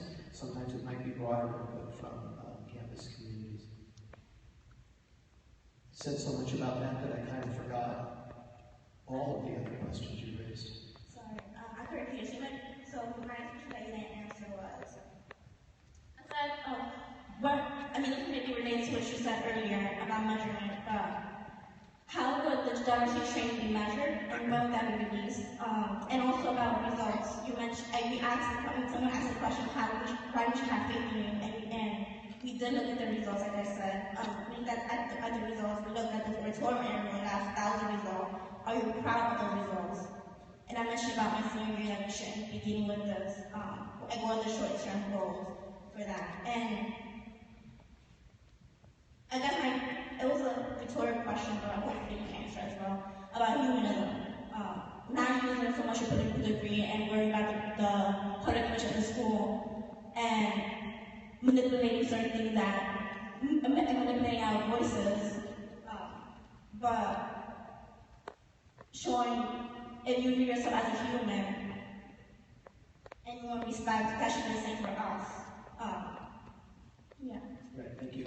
I want to say the comment about manipulating your voices, that doesn't connect to any concrete thing I've ever done that I can think of. And so that might be a good one for us to pursue offline as the meeting ends. I'd like to understand what you mean by that. What I mean by that is that on Saturday there was a protest held. There was a planned speed protest. The word got out earlier apparently to administration, and you guys tried to put a handout on the participants folder saying that there will be a protest. We basically the letter was saying that we let them have this protest so they could practice their freedom of speech and making it seem like this would seem liberal than what it is. And so that was like basically manipulating our voices of what we want to do and our actions. And that was like in a way to, I see that as a way that manipulating and trying to protect the public image of the school, and that letter was put out there for that reason. Okay, thank you. Now I understand what you're referring to. This is a campus actually that has freedom of speech, so I don't think there would have been anything false about that flyer. But to the extent that you wanted your protest to take the campus guest by surprise, I guess I'm not sure. Okay, if that was manipulation, then okay. You know, I'm going to break my rules, kind of a point of privilege, but because a member of the leadership team, often the right of the all, now wants to ask something or say something, my rule was I was going to kind of go off in that direction. But I think when someone on the leadership team wants to say something, I should probably pay attention. Good afternoon, everyone. I'm the Vice President for Finance and Administration here at Ithaca College. And by my complexion, you can tell that I am African American of African descent. Was not born here in the United States, I was born in a foreign country. Came here in 1989 on a track and field scholarship. Throughout my course of my career and my school journey here in the United States, I've come to understand several things. And the last 2 weeks, I've watched all this unfold in very painful ways. And as I continue to listen to the dialogue and I watch actions that took place today, I'm troubled. I'm troubled for several reasons. There seems to be a notion that one individual can solve this. And I understand the students' issue with the president is the leader, etc., etc. But let me take you on a little journey of 2.5 years of coming to Ithaca, the city. I have 3 children. Since coming to this city, my children have had to deal with racism. My middle child was told to go back to Africa with his Ebola recently.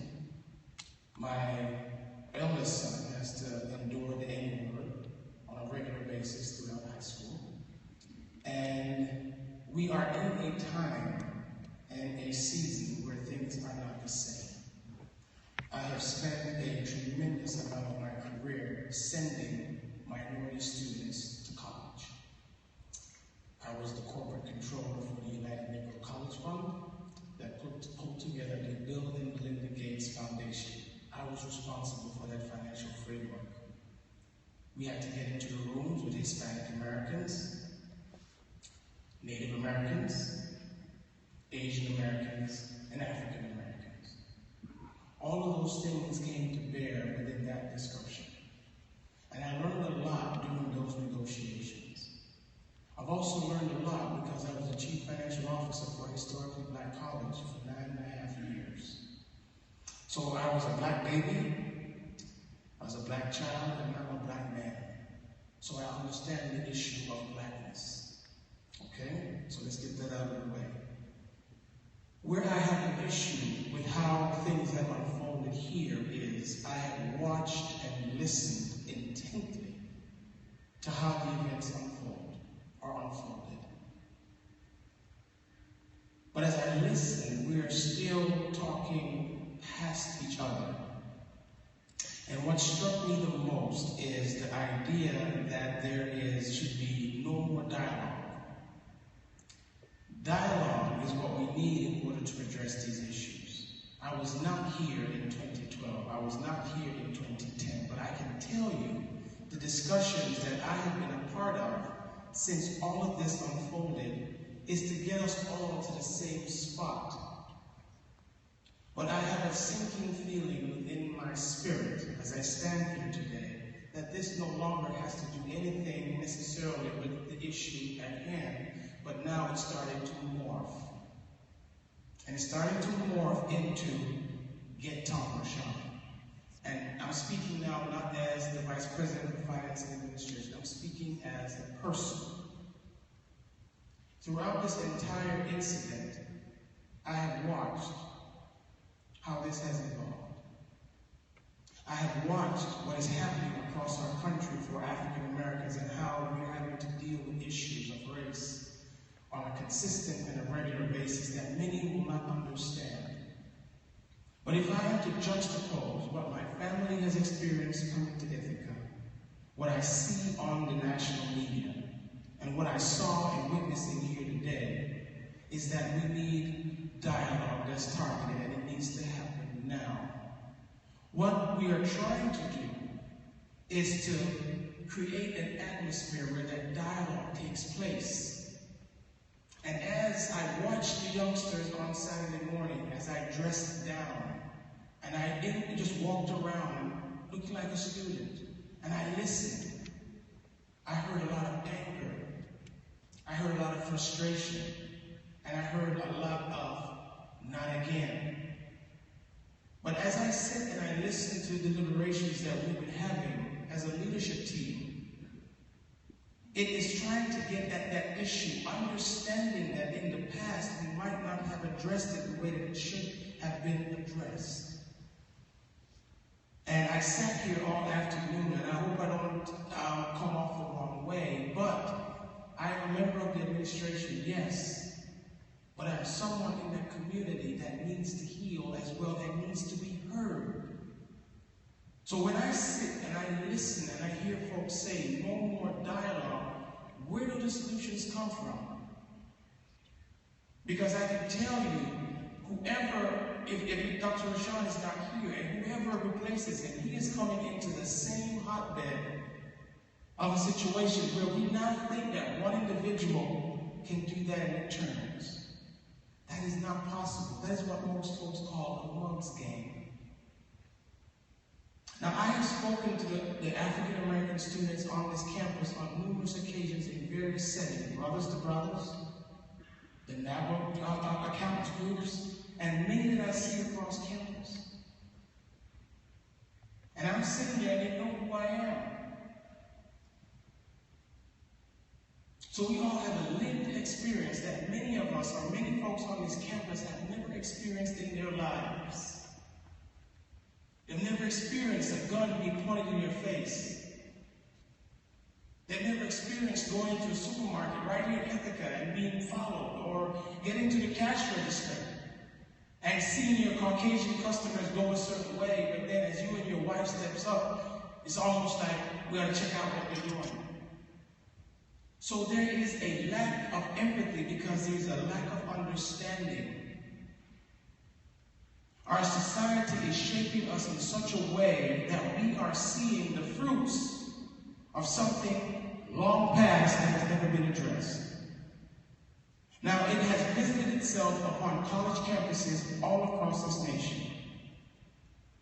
And if we don't take this moment in time to stand and deal with it, I fear that institutions in general are going to have a problem, because within 10 to 12 years, the minority student is going to become the majority student. So if we can't sit together in dialogue as a family, a community, and dialogue about the issues that's central to not only the social aspects of the campus, but for extending the future legacy of not only this institution, but many predominantly white institutions who are going to have to recruit a different student base. Where is our higher education going in general? If we cannot have those types of discussions in the context of a learning institution, how are we going to ever address it as a people? That is what has stuck with me all afternoon. And I sat there and I said, Gerald, don't say anything. They'll see you as one of them. Well, ladies and gentlemen, I have a family to raise. I'm raising 3 kids. And I'm having to tell my 2 boys, every time an incident is on the television, and it involves the police, and it involves someone else, is, look, you cannot do some things that others do. But ask ourselves this question. Let's go to a more philosophical point of view. Can any society really exist like that? And if we look at our campus as a small microcosm, can we? Is it about investment? And is it about money? Is it about, what is it really about? Is it that we want Dr. Rashawn gone? If he leaves, then what? So I feel, being here 2 years plus, and observing, and watching, and seeing, that we're at a point in time in Ithaca College's history where we're going to have to man up. And we're going to have to open this discussion in such a broad way that everybody has an opportunity to participate and all voices be heard, respected, and we move forward together. It is not just going to go away today, because the folks that are leaving neighborhoods and coming into Ithaca and Ithaca College specifically, we are all coming with different perspectives and different life experiences. The young man right here said it best, is that he doesn't understand some of it. But how are we going to have that understanding if we don't dialogue? And everything that has happened since that demonstration has been one where I have watched the president and the leadership team that I serve on trying to figure out and wrestle with, how do we meet them where they are? And how do you do that when everyone walks up and says, no more dialogue? So I stand tonight not merely as an administrator, but as an African-American man, or a man of African descent, that have gone through the racism of corporate America, that have to live through it, that have to have people that I train to be promoted above me. But I have to find a way to address it, because why? It becomes a heart issue. That I have to be able to look upon each and every one in here and respect them for who they are and what they contribute to society. But throughout all of that, I had to grow up. And grow up with knowledge. Knowledge that's rooted in the simple fact that we are all different. And we have to engage each other on our level of difference. I would not have made it here to Ithaca College. And when I got here, the African American community in here was shocked that a black person would have gotten this position. And I have the president to thank, obviously, but it was a national search. And if he did not take these issues seriously, would someone of color end up in that chair? Whenever I go to conferences, it's the same thing. So we take our frustrations and we're projecting it and saying, one person, I wasn't here when all that other stuff happened. But I have to have confidence and faith in the leader of the institution, the colleagues that sit around the table with me, and I have to believe that we're all honest brokers to get this done. And the only way we're going to get this done is for us to touch and agree that, one, we have a problem. Two, the problem is bigger than this one campus. And three is to engage actively. Not just based on what's on the slide. But how can we walk the talk? How can we engage people as we're walking down the hallways? When I look at African American students on this campus, and I tell them this every time I sit with them, I'm African American. And when I'm walking down the hallways and I look in your eyes, you look straight to the ground. Why? That tells me something. The confidence is not there. That's what we need to work on. It is going to require all of us doing it. And I am committed as a part of this leadership team to get that done. Because you know why, folks? This is about the legacy of this institution. And if you envision for a minute, from a pure practical sense, if we're not able to create an environment that allows for people to come here and matriculate and be successful after they leave here, what is that arch of the letter on that diploma worth? That is what we are talking about, not one person, not one group of people, but an Ithaca College family. And as part of the administration, it pains me to have to get up and say this, but it has to be said. Because it boils down to our heart. And what I've witnessed over the last 2 weeks is hurtful. Because I've seen what the president has tried to do. I've seen how he has come around and looking at certain things and addressing certain things, asking the right questions. How do we do this? How do we do that? How do we engage? And then we see it just basically thrown right back at us, as if we've never even tried. And I'm coming new to it with this issue bubbling up for the first time since I've been here. And I really do believe that we are giving it an honest effort. But an honest effort cannot just simply be rebutted because we want a specific action. And that is what I wanted to just stand and say, because at the end of the day, society has shaped the reality that we're having to deal with right now. And my friends, it's not going away. It's not going to go away if it's Dr. Rashawn.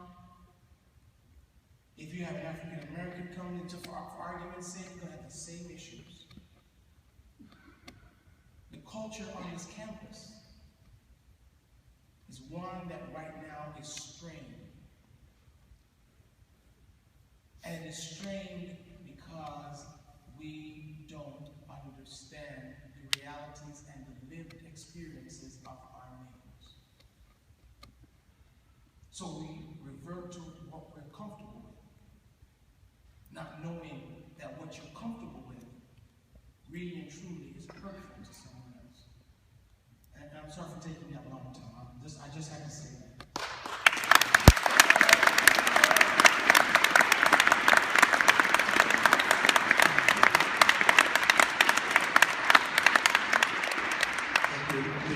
We continue to the right of the hall. Yes. One of the main criticisms of the climate survey of the fall of 2012, at least from what I'm aware, is the time in which it took to get it out to the students and the rest of the campus in general. With the new climate survey in the works for development in the spring and the application in the fall, what steps will you take to expedite the process of getting it from taking the survey to producing it and giving it to the students? Right.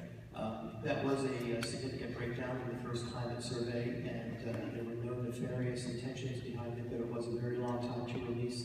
The biggest difference that makes me confident it won't happen again is that we are contracting externally for both the first the design of the survey, and that will be done interactively on campus with people here. That will be next spring.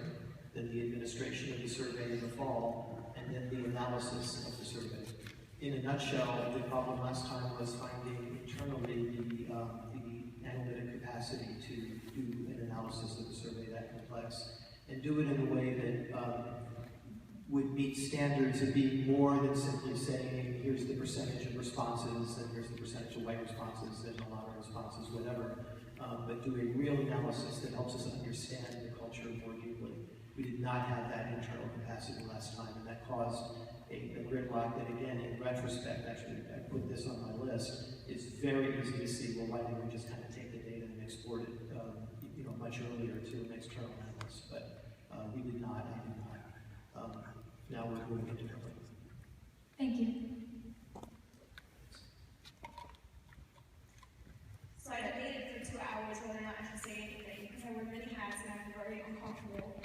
I was a student here from 2007 to 2012. I am Latina, I'm from New York City, so I can relate to a lot of the students here. And now I work on this campus, I'm pregnant, my child is half Black and half Puerto Rican. And so I just want to remind you that we do have staff of color who are still here, and some of which have left when I was a student, and some are still here, but I just want to remind you that we are here, and we are the ones that students come to when they feel hurt. And so I just want to remind you that we are here, and it would be nice to feel appreciated. I want to feel appreciated. I just got here, and I'm already feeling, something. But we're still here, and I want us to stay here. So if you can just help with that, everyone. Thank you, and congratulations.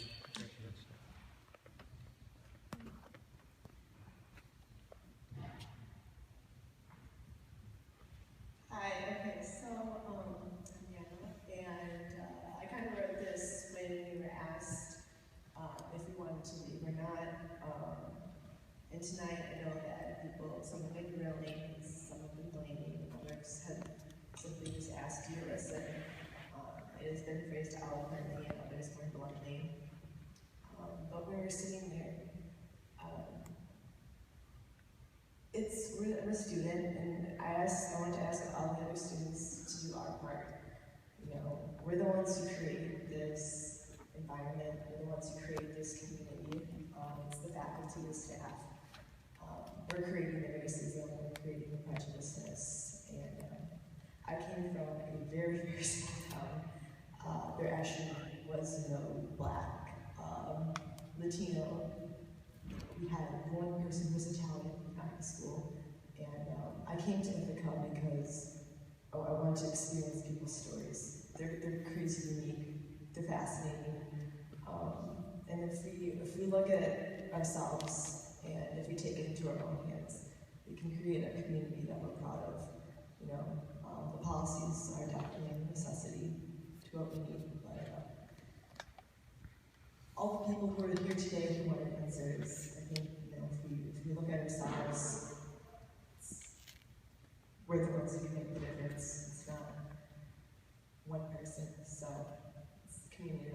to change. And if we take it to ourselves, I think we can have a place that we're all proud of.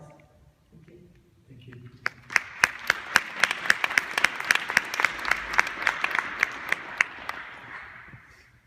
Alright, so I didn't want to speak today, and I jumped the gun and spoke earlier. I was not going to speak today, and I want to make that very clear.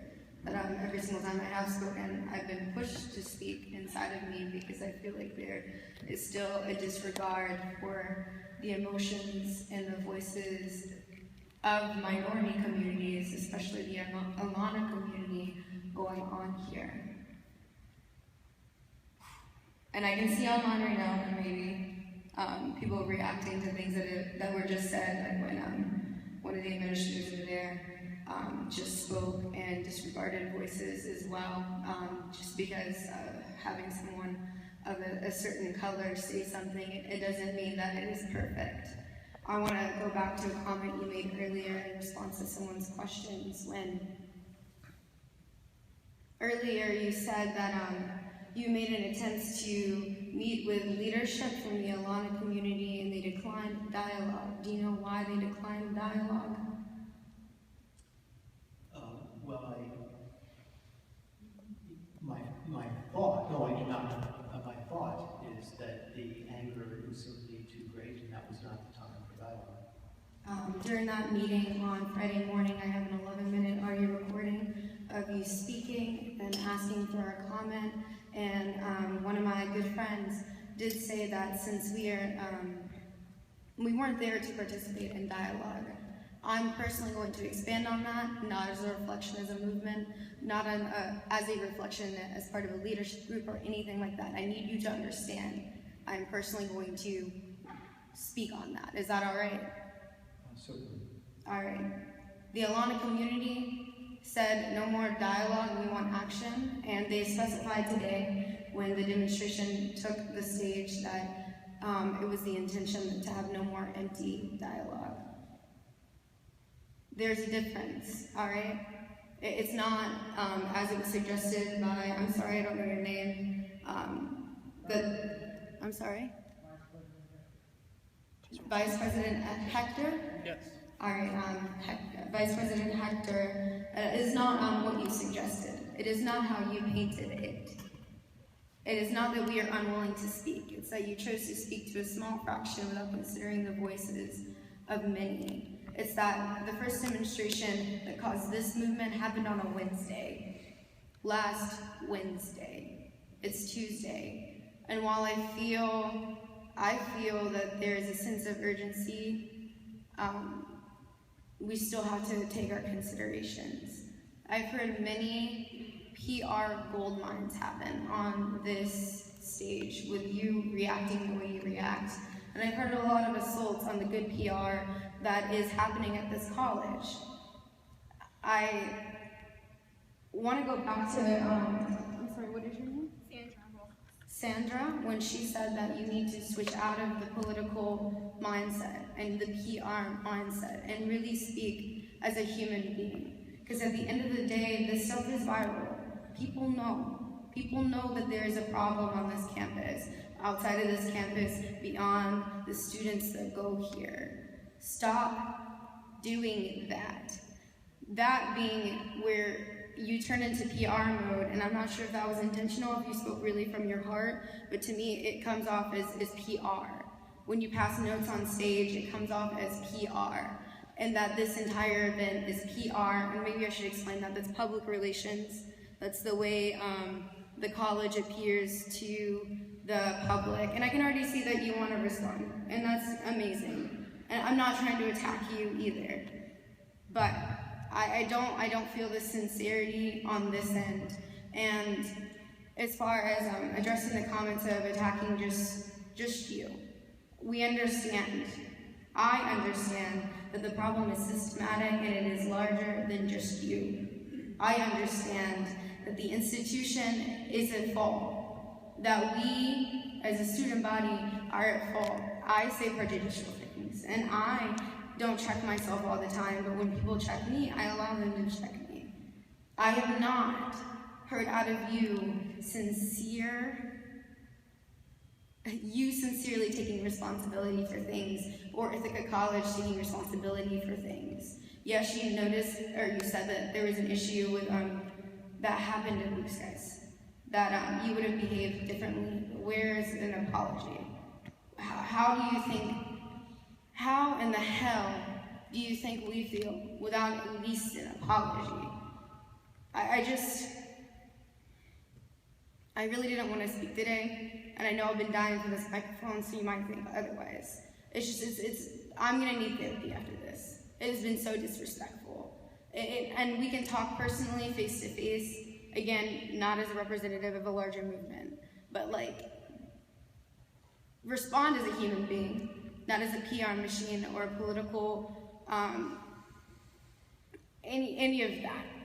And I understand that you probably went through briefings before this. You are only allowed to say certain things. You only know so many things. And when you say, I don't know if that means that you don't know or not. But at the end of the day, I do feel disregarded when people can get up and I mean, like, I was disregarded. My voice was disregarded as part of a larger group and a part of a larger community. The fact that this meeting is still happening without a large part of that community is evidence of that. And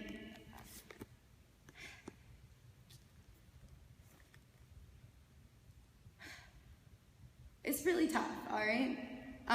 No one wants to be the representative in this. The people who are, as Sandra said earlier, the people who are working still have GPAs and still have tests and still have quizzes. And yes, we want immediate relief from that burden, but many of the people working understand that this is a large issue that doesn't go away overnight. And yes, we want automatic action, but really, we want to be treated as human beings. We don't want to be part of a PR ploy to clean up the mess that you think these demonstrations on campus are. We don't want that. I don't want that. Let me rephrase. I don't want to be treated that way. So I'm gonna let you respond, but I'm probably gonna have to say something after you do.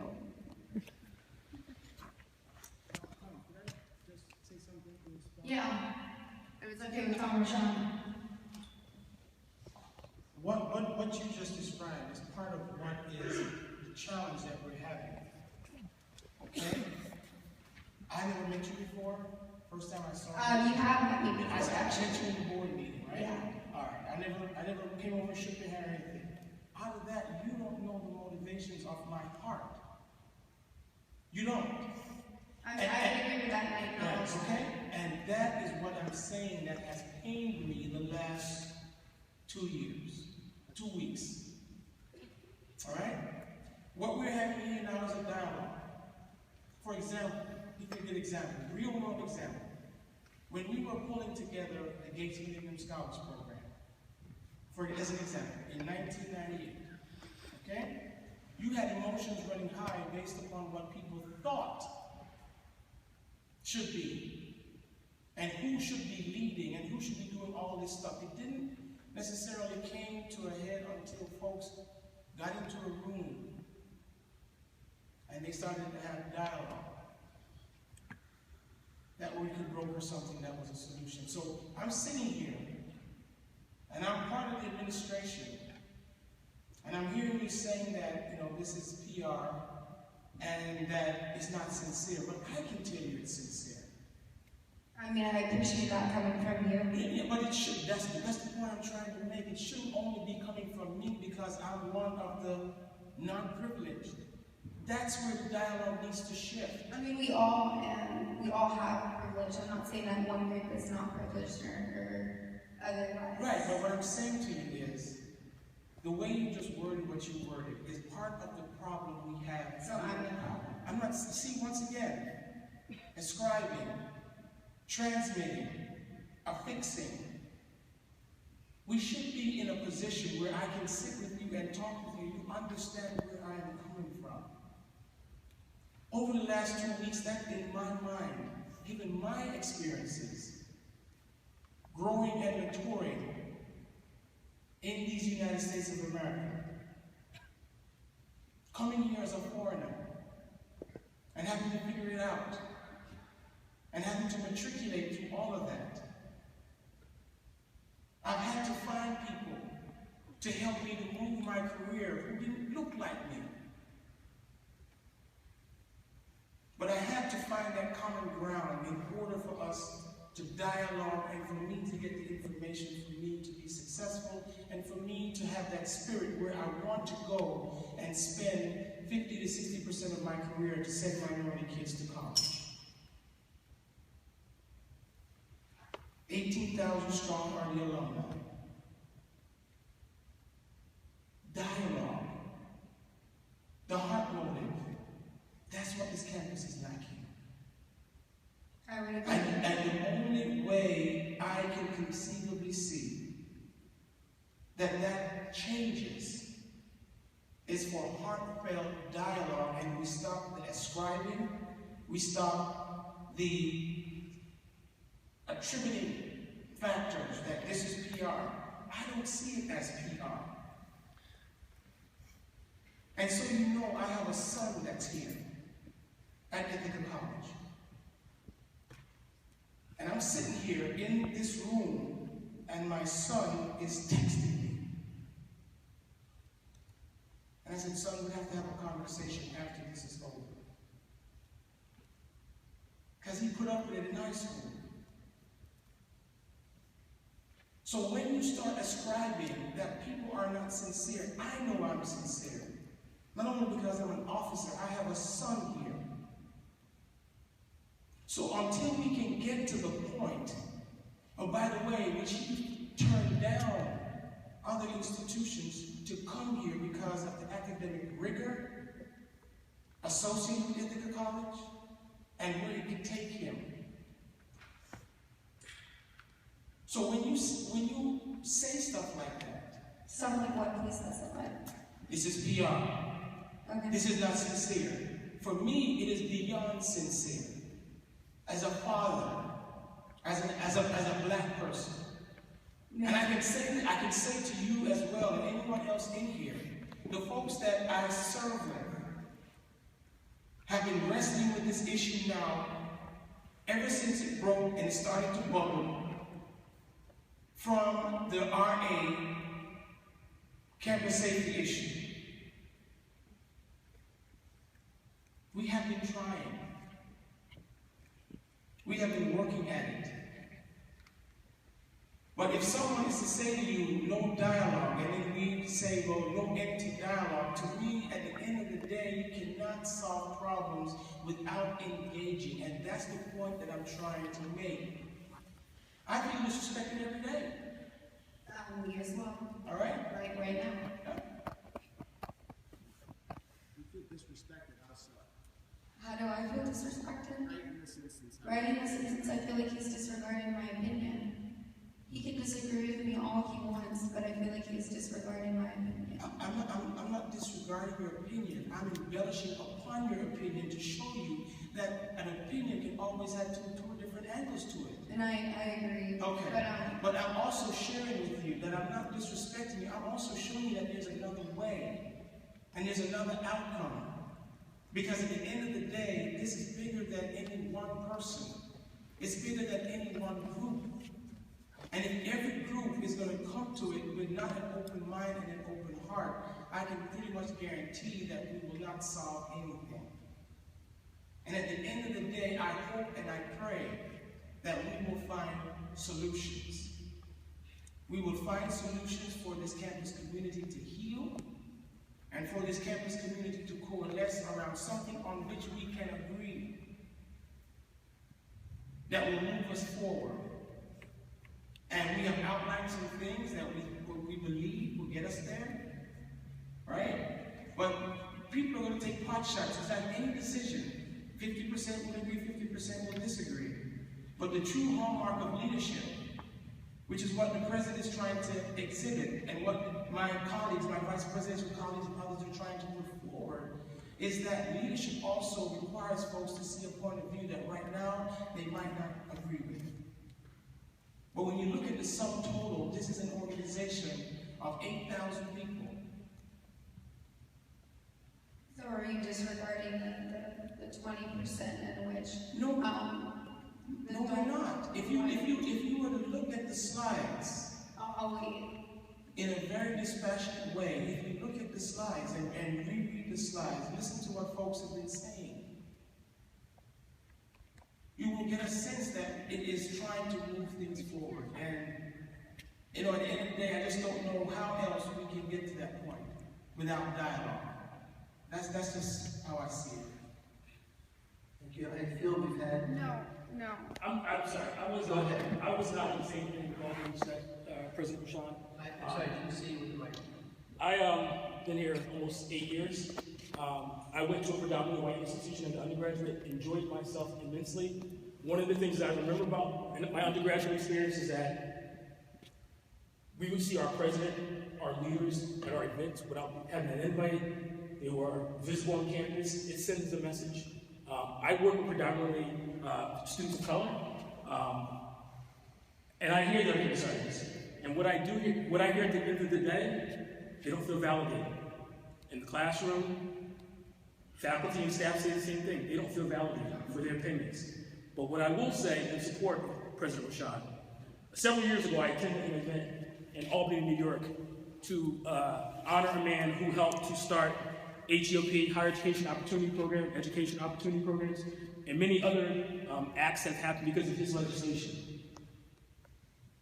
The invite went out to hundreds of presidents throughout the state of New York. He was one of few that actually showed up. I didn't even know he was going to be there. I turned around and he was there. He stayed throughout the whole event. So my experience of working with this president is that he does care. I know there's a lot of hurt feelings here and back and forth, but I know at the end of the day, I don't even want to be on camera, but at this point, I feel like I have to speak up. Everybody wants to be validated. We're a community. We have to validate each other.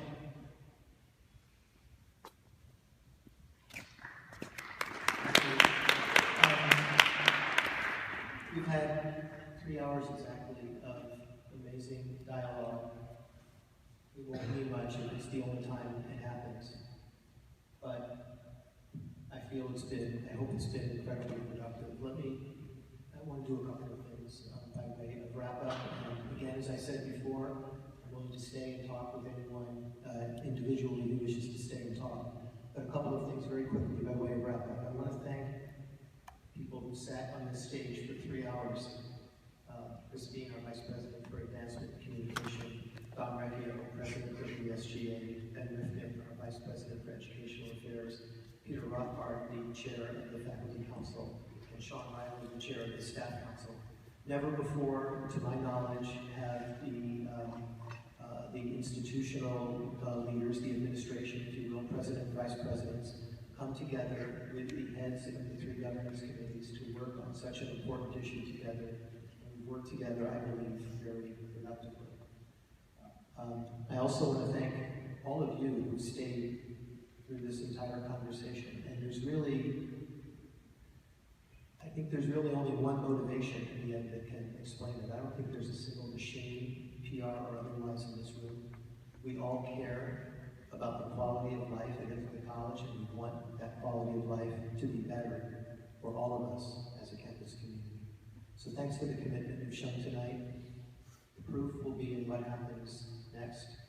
We're going to work on this, and if we actually work on it together, as I hope we will, I believe we'll make a very big difference. Thank you.